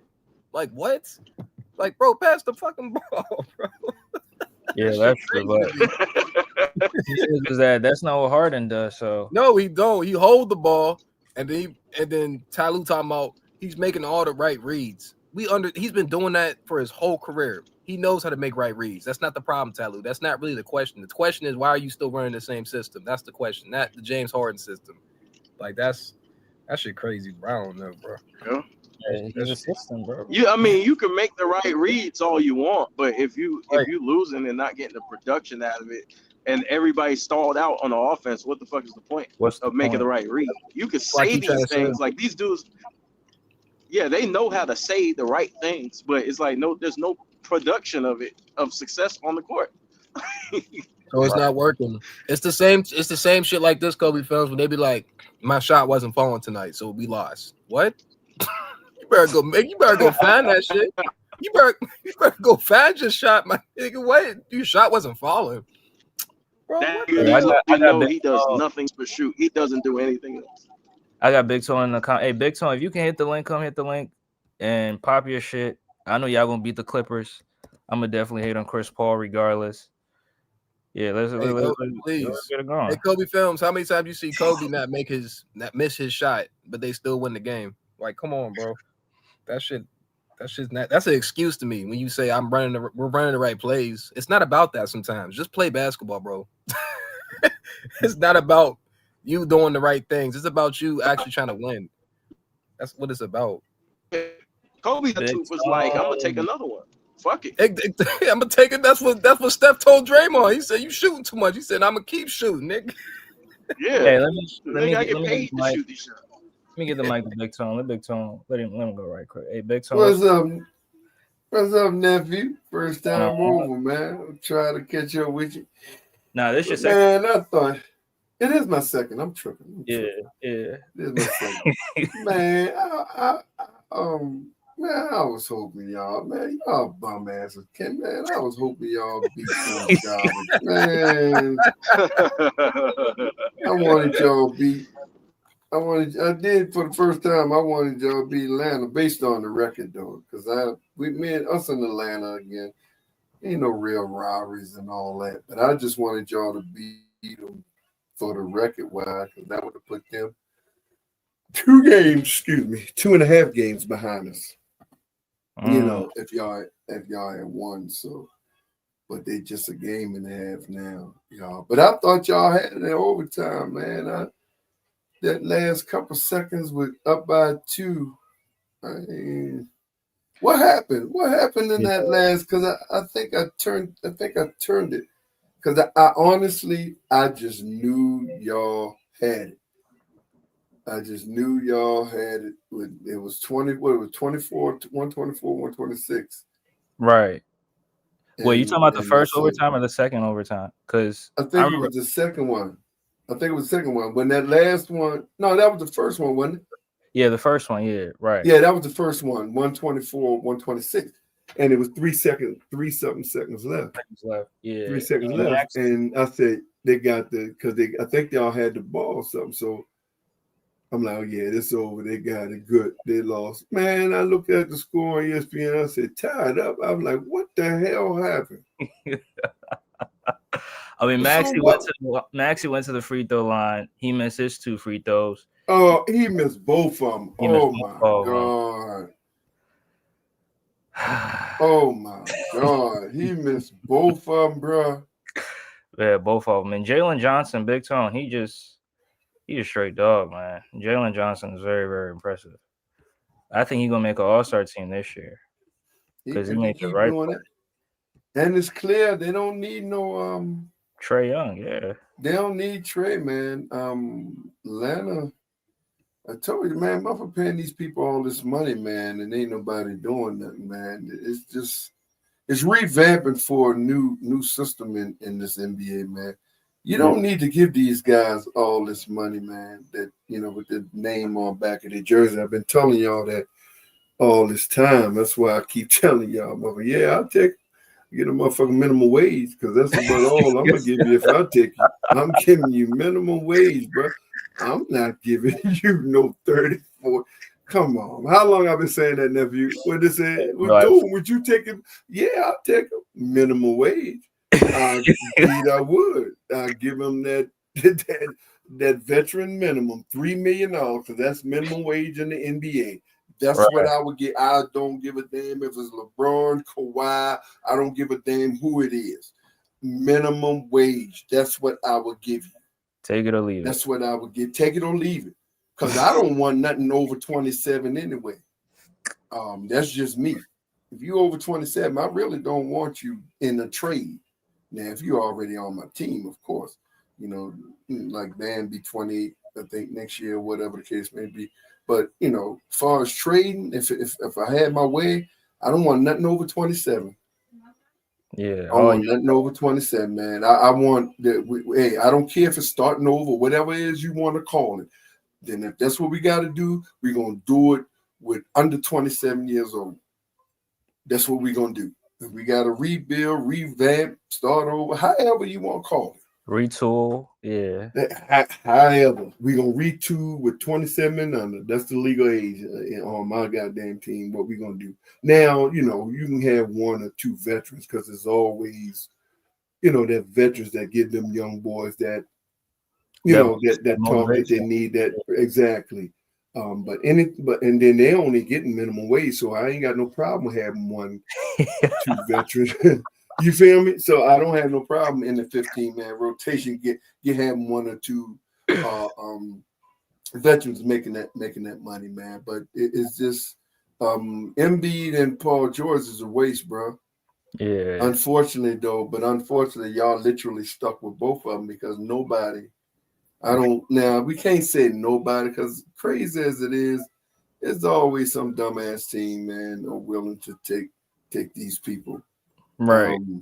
But the percentage is very high. I go to high 95%. Ain't nobody gonna want them contracts and that injury shit that they got going on. So right. I just don't. I think y'all pretty much stuck with MB and because the couple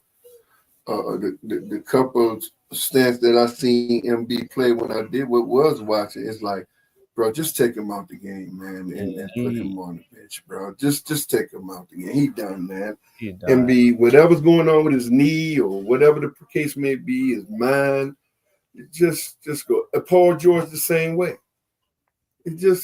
Bro, let the young guys win or lose. Let the young guys just win or lose. Put the young guys in there. because they're gonna be more hungry than these dudes. These dudes already got their money. Right. They don't care. It's guaranteed. Nothing to lose. Right. It's guaranteed. They don't care. So all you doing is hurting yourself. All you doing because y'all got, hey man, y'all. I mean, I know you might drop down to what, 9th seed now, bro. You 2-3 games out of 4th and 5th, shit like that. So look, run it with the look. Y'all went 5-0 without these dudes. So don't tell me that is not possible. And I think when Embiid and them came back, I think that motivation with Max and them and all the boy VJ and all them went down a little bit. Now Max is score because Max is gonna score anyway. But I think the motivation, I just think the motivation went down, man. Because the 3-4 games y'all should have won, just like last night. You should have won that game. Right, I agree. Yeah, you should have won that game. So I think it's the motivation thing, man. Now, of course, them guys ain't gonna say nothing in the bench and tell their true feelings and nothing. They're just gonna play the game and do what they do. But man, y'all gotta get rid of these guys, man. Yeah, I mean, it is what it is. But I think you stuck. I mean, you stuck with them. You definitely stuck with. If anybody, you stuck with. Embiid. You definitely stuck with Embiid. Right. Yeah, you stuck with. What's that for? Another 2 years or something? 2-3 years, up to 2029. Oh my God! Oh my God! Now, is there any scenario you can buy them out and just let them go? Yeah, they can go for the medical retirement and give him his kind of like what they did with Dame, and just medical retire him, pay him his money, but get it off the books. I mean, he's still gonna get paid, but it's not going to be on the books. I think they can go for that. But that's at this point, I think that's what they need to do. Yeah, I think that's good because nobody is going to take the contract with MB problems. So at this point, because he's guaranteed money, so no matter which way you do it, you got to pay him. You gonna pay him, yeah. And if I got to pay him anyway, in this case, I would rather pay him just not even being on my team. I'd rather pay you not to be here than to put you on the court. Yeah. I'll pull him in that office, bro. This is what we're gonna do, bro. We're gonna pay you not to be here. We changing the locks, clean your locker. We paying you not to be here. We don't, ain't no need. Yeah. It is what it is. We're going some kind of way pay it out to get you off the books or get something, and just do what we got to do, man. Get 1 or 2 pieces in before the deadline in his place. Like I said, all that superstar stuff, man. That shit is dead. Shit is dead, bro. Yeah, shit is dead. Real talk. And I've been telling y'all that. Been telling y'all this shit for years, man. I don't want no more. That's what me and Landon went back and forth. Landon, he trolled, but yeah, bro. What I tell you, I don't want no motherfucking KD. I don't want none of these motherfuckers, bro. Yeah. I don't want none of these dudes, man. No, I do not want KD. I don't care what you say. I don't even want Giannis, and Giannis younger than KD. Oh. I don't. Well, first of all, I don't want you serious about that? You don't want Giannis? Oh no, bro. I don't know how drastic I can say it. I am very serious. I am very serious. People think I'll be just saying that. No, I'm not saying that, bro. I don't want to say dead and all that. I am serious as you can get, bro. I do not want no Giannis. No, I don't want him. If it's up to me. Now, I'm not in the front office. Right. You know what I'm saying? But first of all, that's number one. Now, number two. Yeah, but is it the contract issue, or is it his play style, or how old he's getting? Like, why? Well, first of all, is old. He getting up there. He injury prone now. See, people not looking at that even. And then number 3. There's no need to get Milwaukee is not going to send Giannis to their competitor. That's true. Let's just see. So to cut all the crazy stuff, they're not sending. They'll send him to Boston first before they send him to Miami. No, real talk. You see what they did backstabbers with the Dame thing, and the NBA helped them. Yeah. I said, you think they're gonna send Giannis to Miami? Nah, hell nah. That's not happening, bro. That's not happening. And let's play devil's advocate. Let's play.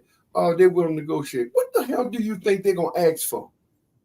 Bam, Tyler. Everybody. Yeah. Exactly. Yeah. So what's the use? Yeah. You're defeating your purpose. You're defeating your purpose. He's not winning in Milwaukee. So what the hell we gonna take him? And they're gonna want to give up everybody. Come on, man. Let's be real, man. Stop it. But Big Son, let's say y'all do trade for. I mean, Miami has, they can surround him with 7-11 G League players and still go to the finals. No, he don't know. No, shit. That nigga can't do what Jimmy and Bam did. But he can't. He don't have. Look at his team with Dame. Look at his team with all them. Boy, he can't even get out the first round with them. How the hell he gonna take 7-11 players to some goddamn finals? That's a once in a lifetime thing, bro. Jimmy and Bam was just the right connection to do it. That's all. And that ain't happening no more with no 7-11 players. That ain't even happening no more on Miami team. Jimmy Butler was just that anonymity that, with Bam and Spo to just do it. Yeah. It ain't happening no more. That ain't happening no more on Miami, bro. That shit ain't happening no more. Not no literally 7-11, because you remember there was literally 7-11 player G leaders that we had in 22 and 23. Now, not 2020. Not 2020. We only had two G leaders in 2020. That was Gabe Vincent and Duncan Robinson in 2020. Them the only two that we had, that we got, that was undrafted. Wait, Gabe was on that team in 2020? Yeah, man. Gabe was with us since 2020. Damn. Mm-hmm. Duncan Robinson and Gabe. That's them the only two had. Then in 21, the end of 21, we got Vincent. Max Strus. We got Max Strus. Yeah. And one more. And then Caleb Martin came in 22. Caleb Martin came in 22. 22, okay. And then we got Caleb Martin and stuff in 22, and then Guy Ritchie and motherfucking names that you don't even nobody even know, because nobody would even care about. In 22, that's when we was, man, when I say injury prone, bro, we ain't even had enough people to play just with a starting five. That's how much injuries we had. That's why we had to go and get G leaders and all them. 7-11 Walmart players, man. We were so injured, we ain't even had a starting five. That's where it came from. And they just turned out to be, with the system and everything, they just turned out to be better than what we expected. Yeah, definitely. We just pulled the talent out. Yeah, we just pulled the talent out. Yeah. But that shit ain't gonna happen. That shit ain't happening no more. Man, that shit ain't happening no more, man. Then we had the crazy guy on there who just intimidated everybody, Jimmy. So that ain't happening no more, bro. You know what I'm saying? So so we got a good squad around us, but no, man, y'all just got to do this. At some point, man, these guys, they're just in the way. Right. Yeah, sports balling. Yeah, man, they're just in the way. These old geezers are just in the way. That's it. And I don't understand why these so-called GMs don't understand that. I mean, sometimes they trying to sell tickets because these. Well, that's why I say you can use one or two of them. Yeah, that's why I say you can use. But at this point, the fans are getting so frustrated. Right. They're never on the court.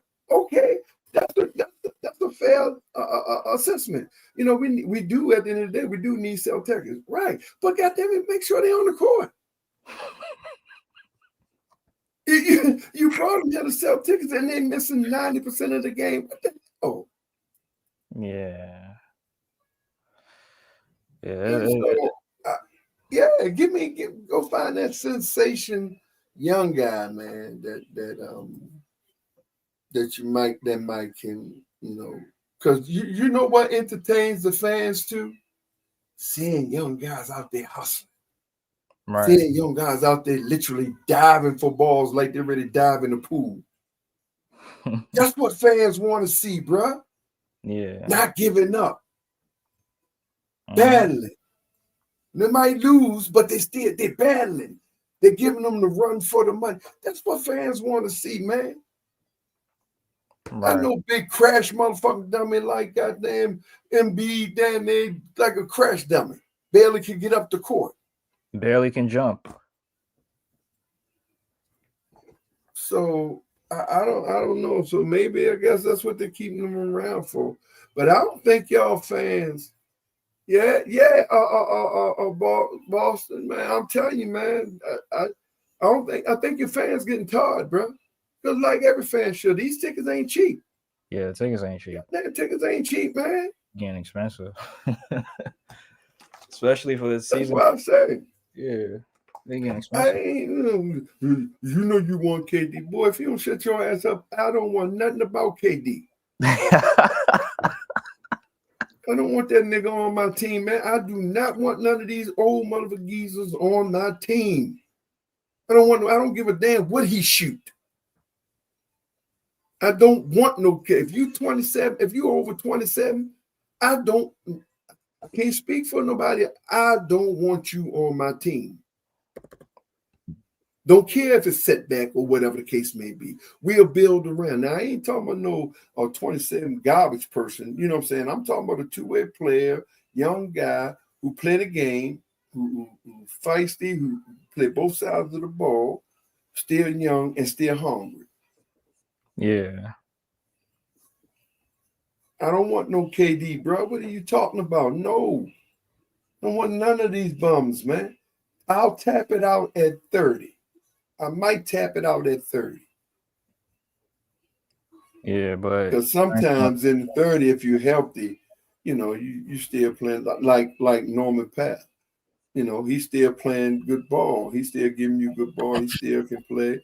You don't have to play him 35, 38, 40 minutes. You know what I'm saying? You can give him 28, and he do his job. And then you put that young core around or something like that. But I don't want no more than 2. I don't want no more than 2. That's it. I only want 2. Yeah. But Big Son, I wanted to ask you, because y'all play the Clippers tonight. What can we expect from this game? Because y'all won the first one. I don't know, because Spo lost that Detroit game, bro. Spo got me. I'm telling you, y'all people really think I know because I be clowning this shit. But I am not playing, bro. I need all these motherfucking investigated, bro. I need all of them investigated for this gambling, bro. The shit that he did with that rotation and purposely put that out there in the way that we know, bro. I need everybody, especially these referees, bro. I know y'all think I'm joking. Yeah, the referees. Y'all really think, y'all think I'm joking just because I say it's sport and you think I'm joking. I'm not joking, bro. I'm not joking. I need all these coaches and players and referees investigated, bro. Hell, the commissioner too, to be honest with you. Oh, well, he the corporate. He the main one need to be investigated. I need him gone. I need this dude gone. I need him gone. See, I don't know if y'all notice the basketball. See, I don't see y'all. Some people be so much of a fanboys. Y'all don't look at basketball. See, I'm old school. I'm an eye test guy. And I don't just eye test from my team. I eye test around. And one thing I bet none of y'all notice is that ever since they legalized this gambling, now all of a sudden, these goddamn players don't know how to shoot free throws. Hey, big now they don't went from 87 damn near 90% free throw all the way down to 72, 75. right. And y'all not paying no attention. See, that's what I'm saying. You got to know the game and pay attention to the game. Now you can't make no free throw. Yeah, Maxey got to get investigated for last night. All of it, bro. All of it. Now, I know it's funny, but I'm telling you. Now, you know, sometimes player miss free throws. Okay, but bro, the free throw differential in the last 2 years since they legalized this gambling is atrocious. It's fucking atrocious. You got players like Maxey. Let's go with Maxey. Maxey was what, 87, damn near 90% free throw percentage? Yep. Now all of a sudden you can't make free throws. And there's both of them. No, Norman Powell, 87, 90% percentage. Now all of a sudden you can't make free throws. Bam, all of them. All these players are on different teams. No, man. No, that's and then next thing you know, when the game over, they meet parlays, they meet Vegas a point spread and all that shit. Right. No, bro. No, I don't give a fuck. I don't give a damn because it's Miami, bro. Give a damn come. No, all of them. Damn if I'm joking. I'm not joking. Yeah, something fishy definitely going on. Something is happening, man. Yeah. Something is happening, bro. Something is happening. And it's across the board. It ain't just mine. It's across the board. All of a sudden, Vegas meeting this quota now, meeting this point spread. Yeah, that's crazy, man.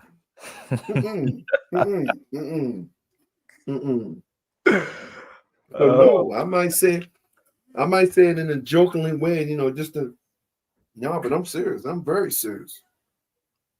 Yeah. I love this game too much, man. I seen the change just in the last 2 years. See, again, it's cause see, you've been hearing me. I'm not no stat hole. I don't do stats. Right. I don't do stats. Don't come to me with no stats. I watch the game. I watch body language. I watch what the bench do when the players are out there. That's how much I watch the game. Yeah.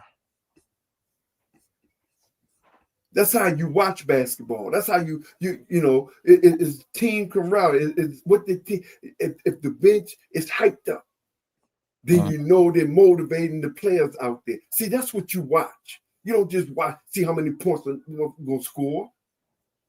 Yeah. No, that's true. That's 100% correct. Yeah, man. That's what y'all young guys got to stop with this muse stat stuff like PC and all them boys do over there. All they do is stat. 24% Celsius to the right. He's the best in the game. He do this. I'm gonna play. He scored 50 points. I'm gonna score 50 points, but give up 60. Austin Reeves, Luka. Yeah, exactly. Luka, Jokic. Come on, bro. Stop. Just stop it, man. Just stop it, bro. Just stop it, bro.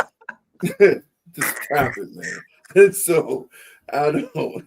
They tickle me when they break them stats down. You know, oh, he 35% out to the Celsius to the right, degrees, and he 25.567 over to the left, and he more than.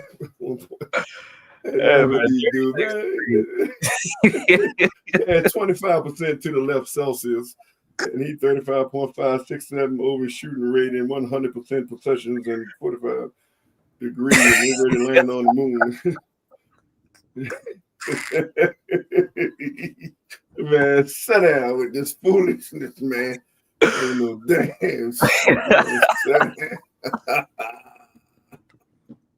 Man, sit down with this foolishness, man. I ain't got time for this nephew. I ain't got time. I'm the wrong guy, man. You know I'm the wrong guy, man. You know I'm the wrong guy. You know I can play that shit, man. I don't want to hear that shit. Oh, man. Yeah, we need that. Hell, some goddamn good stats. He don't give a damn about no stats, man. Shit, because 9 out of 10 times when they read off stats, they only read the stats that benefits them. They don't be transparent because when the stats is against their favorite player, they don't read off stats. Right. Now all of a sudden, you got arthritis in your hand. You don't know how to do stats no more when the stat numbers is against you, your player. Now you got arthritis. You speak no English now. Come on, man. I ain't got time for this food. Oh, hey, but Big Time, I would ask you, Tyler Hero, he Mhm. missed like a few games coming into the season. I mean, This is the third game right here tonight. Yeah, how's he look? Is he on minutes restrictions or? No. He Tyler playing good, man. We just got. I told y'all. See, Because I heard this some is Heat one fans, complaining about Tyler. See, that's let me tell you about them bipolar motherfuckers I can't stand. Don't start me cussing, man. Because y'all know the one people I cuss out more than even the haters is the bipolar ass Miami Heat fans, bro. I don't mess with them people, man. Tyler, damn he do, damn he don't. They are Tyler Hero haters, bro. I don't care. Tyler can score 100 points on the most efficiency that's is humanly possible. He can have 100 rebounds, 100 assists. They'll still find something wrong with it. Tyler didn't do enough. So I don't pay no. They just them people are just Tyler hate. No matter what Tyler does, it's never gonna be because they just literally Tyler haters. So I don't pay no attention to these people because I don't call every last one of them out to the point where they block me on their channels. Oh yeah, I don't play nothing. I don't do no. Oh, the Heat people. Yeah. Oh, did I do? Oh, I don't give a damn who you are. I'm cussing your ass out. Your channel, my channel. You just had to. You just had to. Yeah, you just block me, mute me. They do all that shit because I don't play. I cuss. Yeah, I ain't doing no high road shit. I'm cussing your ass out. I don't care my channel or your channel. See, just on your channel, you have the control, so you can mute my ass. But yeah. No, sir, I don't care where you at, cause y'all full of it. You full of it. You full of it, bro. So stop it with this Tyler Hero. No matter what that man do, no matter what he does, bro, he can't. I don't care. He can have the most perfect game, bro. They're gonna find something wrong. They're gonna find something wrong. Well, the referee should have called that. I don't care what it is. Tyler was sitting on the bench. Well, he should have called it on Tyler. Tyler not in the game. Well, he still should have called it on. This how much hate they hate him. They still should have called on Tyler, even though he wasn't in the game. That's how much they hate Tyler. Yeah, I'm real. But this ain't fake. This real. So that's why I go in on him, bro. I told him over there on my channel, bro. I know I am the unofficial Tyler Hero Prime Minister of Defense. I got on Tyler Hater came over defense attorney on my channel. That's right. The game was just over. Tyler 29 points. He was 9 for 15. I mean, perfect game, bro. Just coming back after 2 games after being out. 29 points. I mean, official everything. Hey, come on, boy. Come on. One of the Tyler haters came over there. Boy, I don't think they're coming back. Because I laid that motherfucker out on my channel so bad. And they might supposed to be Miami Heat fan. No, I don't give a fuck. I don't care, bro. I don't give a damn. Unsubscribe. Do what you want to do. I tell you, like I told BJ, don't never, ever let nobody control your panel. Yeah. I don't give a damn. Don't ever be thirsty for subscribers like the rest of these streamers is, that you allow the outsiders come in and control your show. I learned that from old school radio personnel. Rest in peace, Joe Madison. You never, unsubscribe. I'm not thirsty for no, it's going to be legit over here. You're going to make sense over here. We don't have to agree. Right. We don't have to agree. This ain't no gopher. I don't want you to agree with me. I'm not going to agree with you. But one thing you ain't going to do, you ain't come over your line. You ain't going to come over here that bipolar bull crap that you do. And you damn sure ain't going to come over here, take over my show line and all that, what you call the integrity of my show. Yeah. defame the integrity of my show. I don't give a damn who they are. They don't like it, then don't come back. That's what you stand on. Don't let nobody, and that's what you come over there talking about some tall hero slowed the game down. Shut your ass. Boy, I went in on her ass. I think it was a girl too. Oh man, I don't care. I went in on her ass, man. I said, no, sir, you ain't coming over here with that bullshit. No, you ain't. I don't give a damn who you are. You ain't coming over here with that Tyler Hero slander over here. Not on my channel. That man just scored 29 points, 9 of 15, 7 rebounds, 5 assists. The hell is wrong with you? Slow what down? And we won the game. The hell is wrong with you? That was against Milwaukee, I think it was. So what she complaining about? But hate, what I just tell you. That's how much they hate Tyler Hero, bro. That's how much they hate Tyler Hero. That's how much they hate this dude, man, for whatever reason. I don't know. I don't know why they hate him like that. That's a perfect example. Or I went in on her ass. I don't know if she's coming back. I don't know if she's coming back or not. I don't care. Because I'll make it clear you can unsubscribe. I appreciate you for your support. But one thing you ain't going to do, you ain't coming over here lying on no player. You ain't coming over here defame my channel with that foolishness. Yeah. No, you ain't. No, you ain't, man. No, you ain't. Now, when he messed up, then that's a legit critique of him messing up. But this man just had a 29-point game, 9 of 15, 7 rebounds, 5 assists. The hell you gonna come over here and complain about he slowed some game down for just because we only scored, what we beat him? 108 to 105, I think it is. Like we supposed to score 150 points every game. Because we at that time we was number 1 in scoring. Now we number 2 in scoring. Yeah, but we supposed to generating a lot of points. 100. Yeah. So we supposed to score 150 points, 160 points every game. It ain't gonna happen. It's gonna happen, right? Man, I'm telling you, bro. I'm telling you, man. So just like I said, man, y'all, man, don't let them do it. Don't be thirsty for no subscribers to let them do anything they want on your channel, nephew. Yeah. Keep that shit integrity. Keep your integrity up, man. Right. When it's time to go in on a player, yeah, that's fair. That's fair. Go in on them. That's fair. I ain't got no problem with you going in on any player that messed up in the game. At some point in the game, yeah. Yeah. Right. But you ain't gonna lie on the player. No, the DJ. You ain't gonna come over here and lie on my player. No, you ain't. Or nobody on my panel or whatever. No, you keep integrity on your channel, man. That's how you grow your channel. Because people come back when they know that you got integrity and you ain't full of foolishness. That's true. That's fact. What's up, Big Tom? What's up, nephew? How you feeling, bro? I'm good, man. We got to take care of these Clippers because one thing Miami known for, boy. See, that's the only thing scared me when we play bottom feeders. Yeah. We ain't got nothing. Yeah, we call them bottom feeders. Yeah, bottom feeders. Yeah, they are bottom feeders. I can't lie. Yeah, right now they are 5-15. Right now they are. But Miami had this bad habit, man.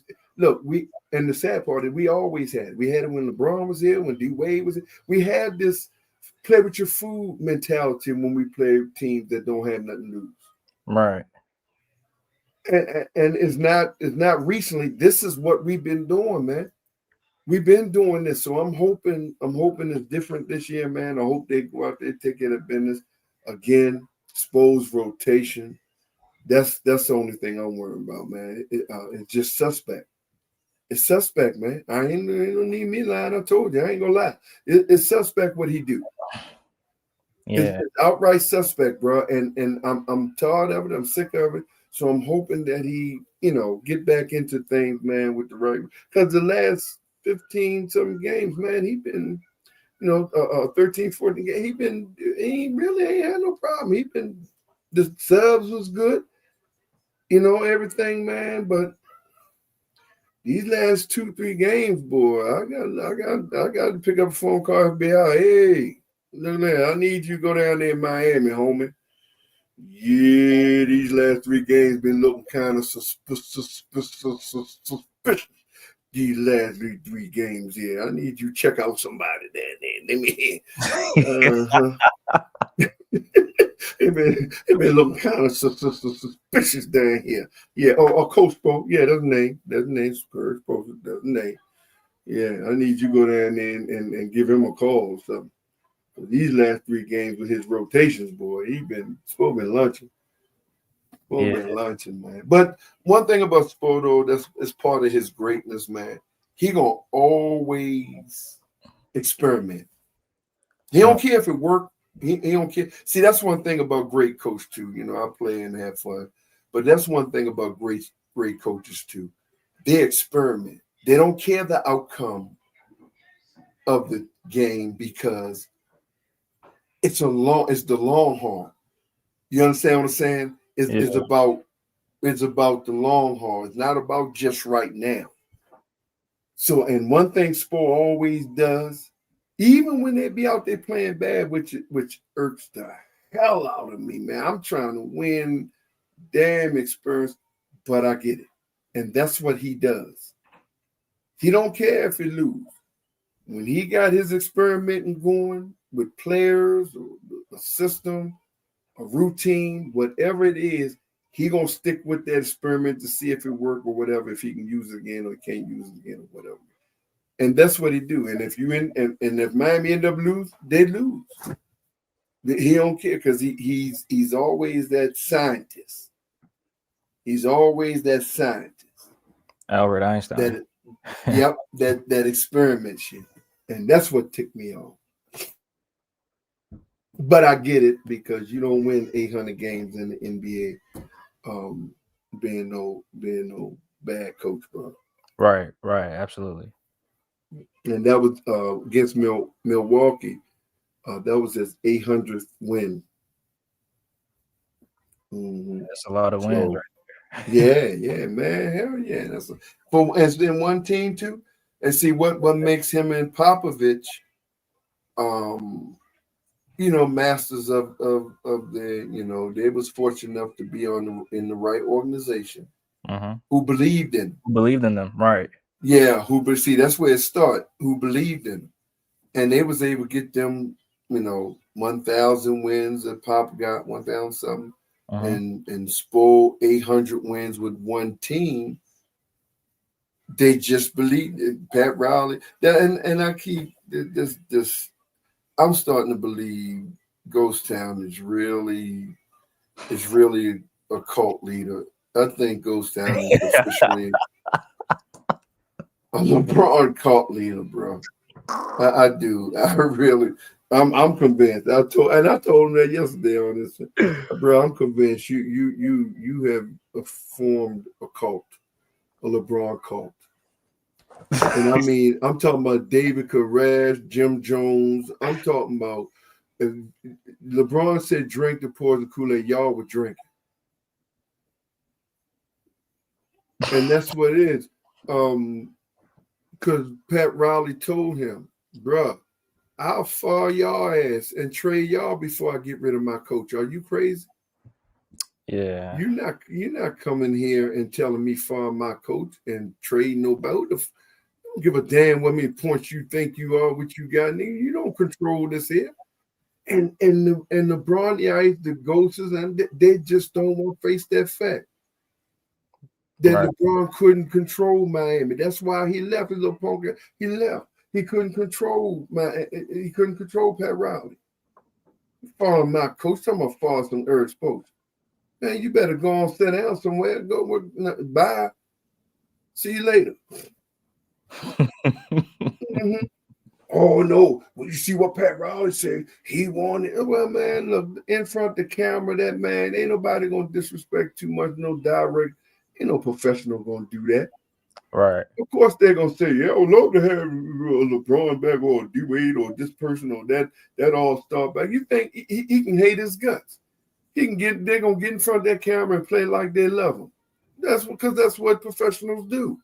Right. That's what you're supposed to do. That's what you're supposed to do. Why he said, "Ghost Town, stop it with the fool, man. Get out of here with this foolishness." But that's why they trust the coach. They trust Popovich. They trusted Eric Spoelstra, which is the only well, now it's just Eric Spoelstra. I hope Pop is healing, getting well. Maybe there's only two. Maybe Steve Kerr might get into that. Right. In that conversation. Possible, yeah. Because he's been there 7 years. Okay, so I can see them just keeping him. Because it's just a system that they put in play. When it works, it don't work, whatever. There's no need to keep changing coaches every 2 years or every year. It don't make sense, But this era, we see that a lot. Milwaukee, Lakers, Phoenix. Man, Knicks done had 92 coaches in 2 weeks. They done had 92 coaches in 2 weeks. But they're the best. I was just messing with them bums over there on my channel. I just got off my channel before I came over. I said I ain't never meet fans, bro, like y'all Knicks fans in my life. You could just hire a goddamn coach, and after 3 games, you say, "Father, man." Hey, Big Tom, he was on a hot seat before the season started. After 3, the season haven't even started. The season haven't even started. The man hadn't even signed his name yet. I'm like, boy, y'all special. You Knicks fans, y'all are truly special, bro. Y'all are special. I've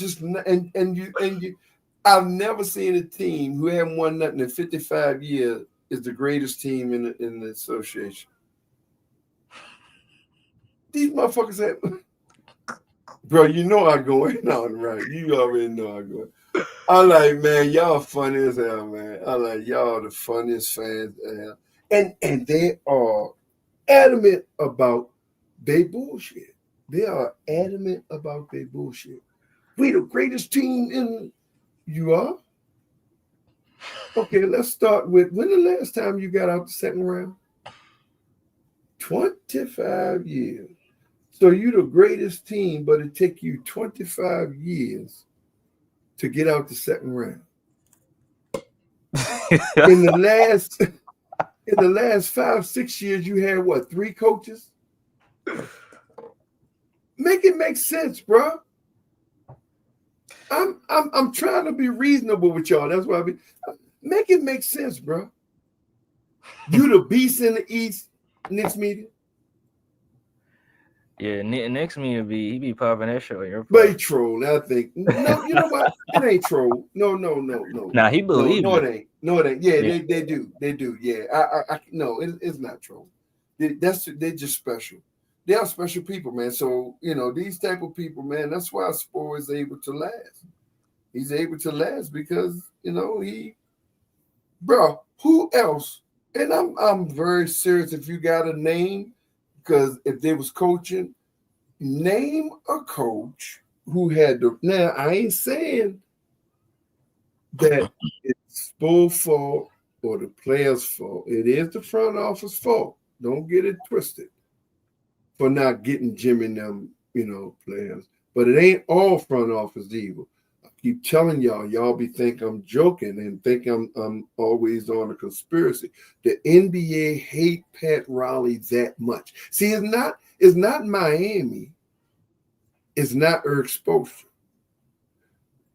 The NBA hate Pat Riley because Pat Riley don't take no shit from the NBA. He don't go along, get along. So it's not Miami, but he just so happens to run Miami.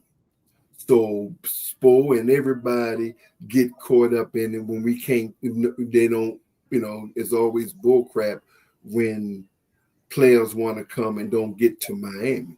All that is because of Pat Riley and the NBA. So it's not the fact that we had to go literally 7-11 and get players. It's not Spo's fault, you know what I'm saying? It's not nobody else's fault. But for Spo to able to have 7-11 players and do what he did in 4 years. Remember, in 4 years, well, like I said, I'm not gonna count 2020 because we had lottery and good trade in 2020. So that wasn't no 7-11 players and G League players in 2020. But in 23, them 2 years span, we literally had 7-11 players. So for a team, but we didn't have no superstars in 2020. That's why I put 2020 in there as going to the Eastern Conference Finals, because we didn't have, quote unquote, what everybody thought we should have, superstars and all that stuff. That's why I add the 2020. In 4 years, we did that. 3 Eastern Conference Finals and 2 finals. And, quote, is not a coach in NBA history has done that with the roster that Spo had. And that's not bragging or none of that. It's what happened. And that's why, what I always tell y'all, don't come to me with injuries. I'm the last person you want to talk about injuries. We did this with Tyler. Do y'all understand that 24 was the first playoff game Tyler Hero played since 2020? Yeah. Every year that dude was out, he didn't even get to play in the playoff because he was out injured. And then we had Victor O got hurt. Then we had Kyle Lowry got hurt. Then we had, for a minute, Jimmy took a couple games there. Then Bam got a little injured. All these people injured, and we still, with the injuries that we had, get to the finals and stuff. And you're gonna tell me about and okay, if it's the weak East, how you don't get there healthy in the weak East? Yeah. Yeah. So that's why that weak East shit. That's that. Yeah, I don't subscribe to that either. Yeah. That's that. Well, that's them bums over there on the West Coast. That's them bum ass bottom feeders over there in West Coast, bro. Talk that old weak East shit. Get out of here, man, with that truth. Y'all been saying that shit for the last 5, 6, 7, 8, 10 years. Nobody want to hear that, man. Just stop. Yeah, just stop. Can't control who you play. Yeah, I mean, we've been in the East since we got you. It ain't our fault. Right. But y'all can't make it out to playing over there in the West then. Because the way y'all brag on your teams, y'all should be able to win. Yeah. That's a fact. Yeah, and that's why it's hurting Clippers so bad, bro. Y'all did all this foolishness Hey, with this Kawhi stuff, bro. Now y'all Kawhi is playing and y'all 5-15. It's sad, man. Yeah, bro. What are we doing here? What are we doing here? The Clipper fans were trying to deflect the blame and put it on James Harden. Of course they are. They're up there. They're getting up there with the LeBronites and KDs them. Of course they are. It's James Harden's fault. Of course they are. All I know is y'all said wait till Kawhi come back and y'all gonna be a better team. Well, y'all 5-15 with Kawhi, healthy. Dun dada. Raw. Come on, man. Stop. At some point, you got to say, you know what, Kawhi, and man, you did your thing. Can't nobody take nothing from you. And see, here's another thing that it bothers me with them with this Kawhi stuff.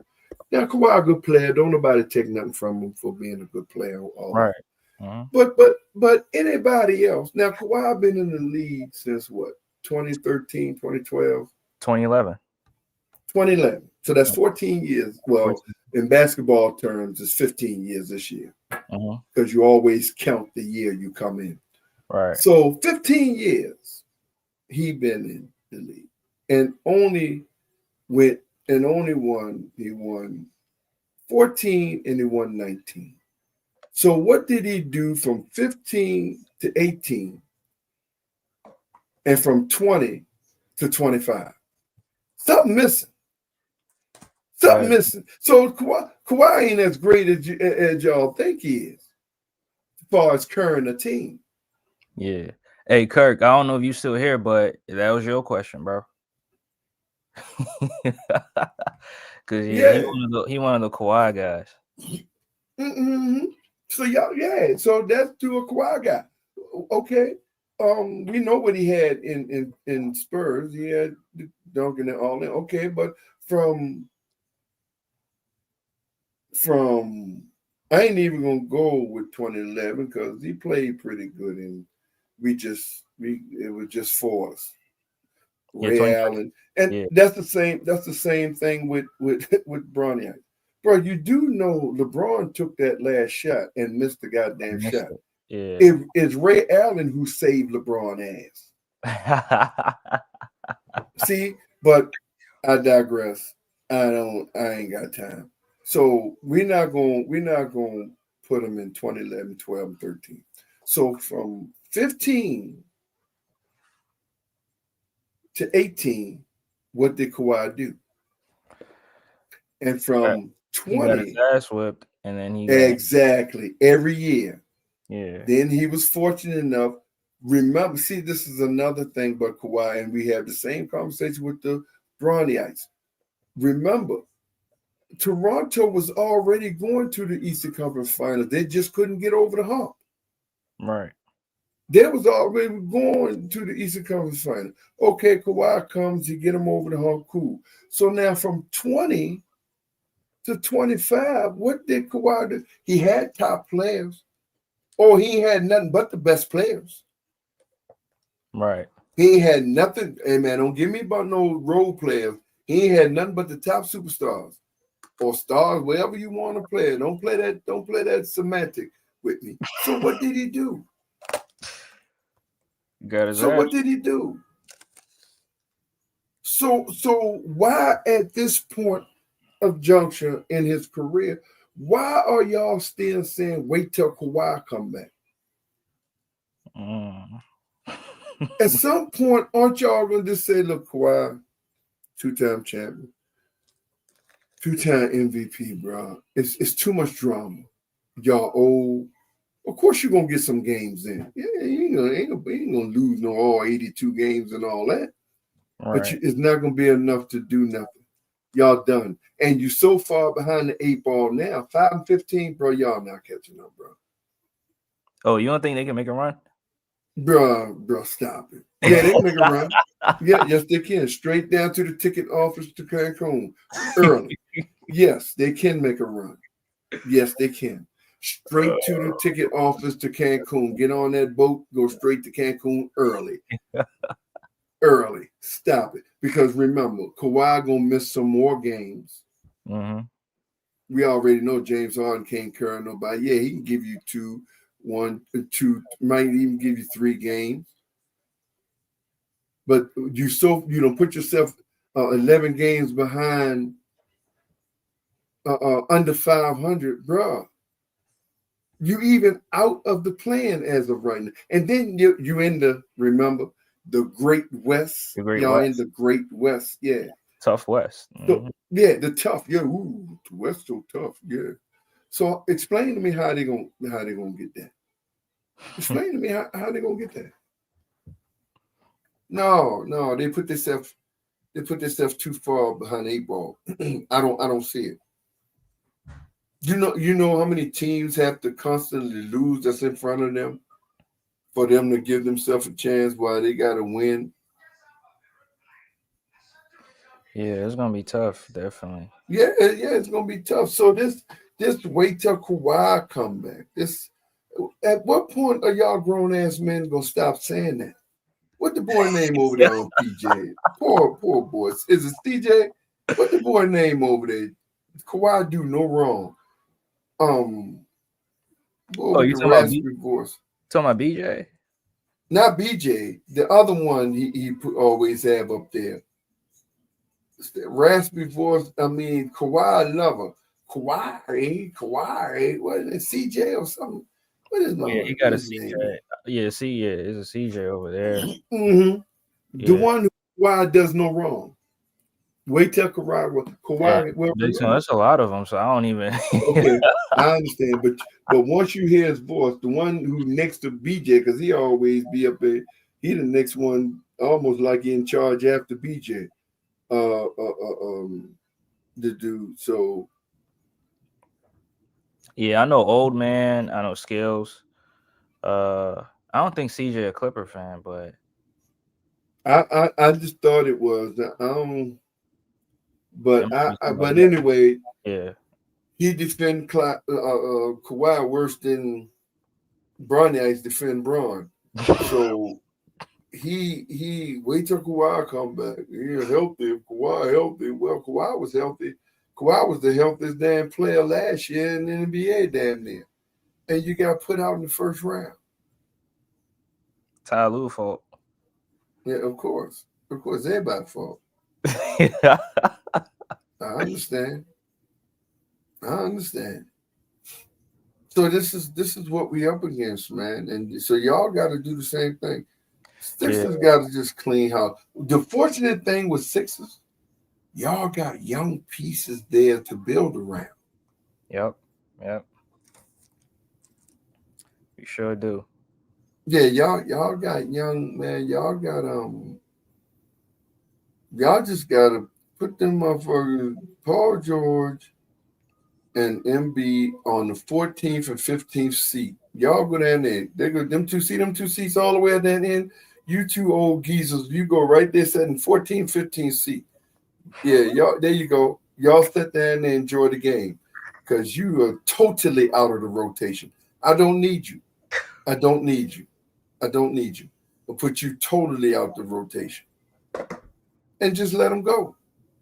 And just let them young boys ball. Yeah. And let them ball, man. Yeah. Let them young boys have some pride, man. Because you really don't have a bad team. Y'all fight every night. You do fight every night. Yeah, most of the games be close games in the fourth, for sure. Even without these two guys. It went just down wasting to the wire. money. Yeah. Well, almost a half $500 million right there, worthless, wasted money.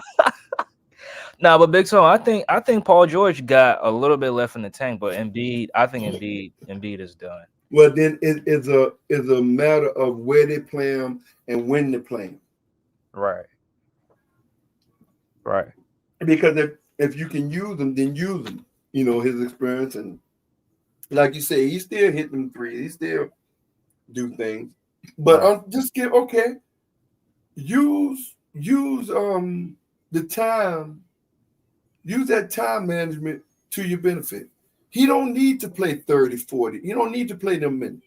Give him 25. Space it out. You know what I'm saying? Yeah.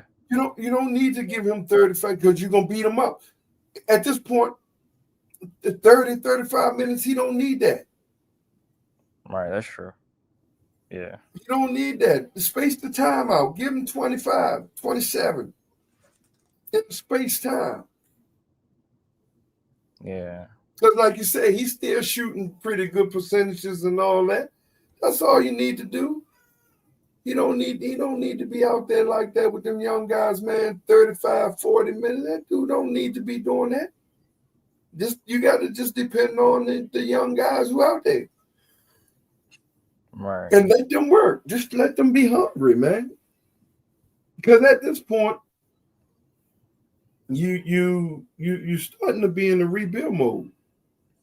But it's just games that y'all shouldn't have lost. I mean, you know. But I mean, you've seen the hunger in the start of the season and what's happening and things happening and the different other mentality when this boy get back in the game, especially Embiid. I don't think Maxey dislike Paul George as much as he do Embiid. I really don't. I told y'all, watch the bench, bro. When you watch the games, don't just watch the game. Watch the interaction with the bench. Watch the interaction with the players and stuff. Don't just watch the game. And you can see the motivation. You can see the fake handshake. You can see the eye rolling and see, you can watch all that to see what's going on possibly in that locker room when you see that stuff. Yeah. When you're watching that stuff. That's what you watch for. Yeah. Yeah, I'm just old school. Yeah, that's just my old school way. That's how I can tell if a team gonna be scrappy, if a team had that camaraderie, if that team and that chemistry together, they really like each other, bro. Right. Yeah, but Big Son, I agree because I think this season the Sixers got some young pieces, especially some 6'7", 6'8" guys that can do what Paul George do. I mean, maybe not scoring wise, but they can rebound, can play defense. But they're young, so that means they can get there. Mm-hmm. They can. Everybody don't have that natural talent come right in like a Paul George, like Kawhi and all them guys, D Wade and the LeBron. Everybody Tatum. Everybody not gonna have that natural build, but they have the talent to over a couple of years they can build and get to that point. Right. Because they have that talent in them to get to that point. Uh-huh. And it's all about development too. It's all about that development squad too. Yeah. That's true. Facts. That's facts. Yeah, but Big Son, I'm gonna get ready to shut this down because I want to watch Miami game. So I know you're gonna rest up and 7:30. Yeah. We play 7:30. So I'm coming back on 7:30. Give me some meat and shit. But ain't no problem, nephew. Appreciate you. I'll be back on. Yeah, definitely. Yeah, I'm gonna be on your platform. Okay. You're on the game, right?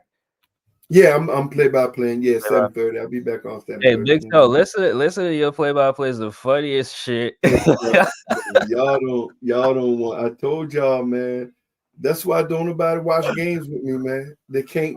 My son and them, man. They be like, bro, I can't do it, Daddy. I can't watch no game with you, bro. Y'all don't understand, man. My wife be going in on my ass, man. Y'all don't understand, man. This shit is. I'm a different beast watching my team, bro. Oh my God.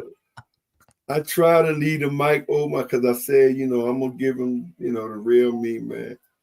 But sometimes I just can't. I gotta mute, man, because I can't let y'all, man. Y'all don't understand, bro. Y'all don't understand, bro. When I be watching, man, please, man, y'all have no clue, boy. Yeah, no clue, man. I tell you, but I'm gonna be what you call, man. 7:30. So if you're available, come on over, man. Yeah, for sure. All right, baby. All right, nephew. All right, y'all. Peace. Hey, Kirk, I don't know if you're still here, but yeah, that was Big Tone. Kirk was on. Kobe Bryant film was on too. We talked about a variety of things. Not just 76ers, but the entire NBA, Eastern Conference basketball. So, but Sixers Hawks, a good game. Sixers let that slip away, but hopefully they can redeem themselves against the Washington Wizards, familiar foe. The Wizards, I mean, 2-15 this season, so I think the Sixers should be able to take care of them, right? They should be able to take care of them, 2-16. So, but yeah, appreciate y'all for tuning in. Definitely do another show tomorrow. I'm gonna have a unique topic, and we definitely gonna cover that. But appreciate y'all for tuning in. Salute to my guys. Boston Jubilee, salute the Kobe Bryant Film Room. Mike Sports Vibes was in the building too. Another Sixer content creator. Y'all should definitely go check him out.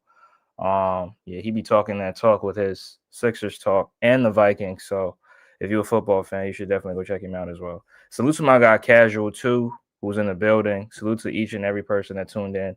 Earlier on, my guy Joseph, salute to him too. So appreciate y'all for tuning in. I'm gonna catch you guys on the next one.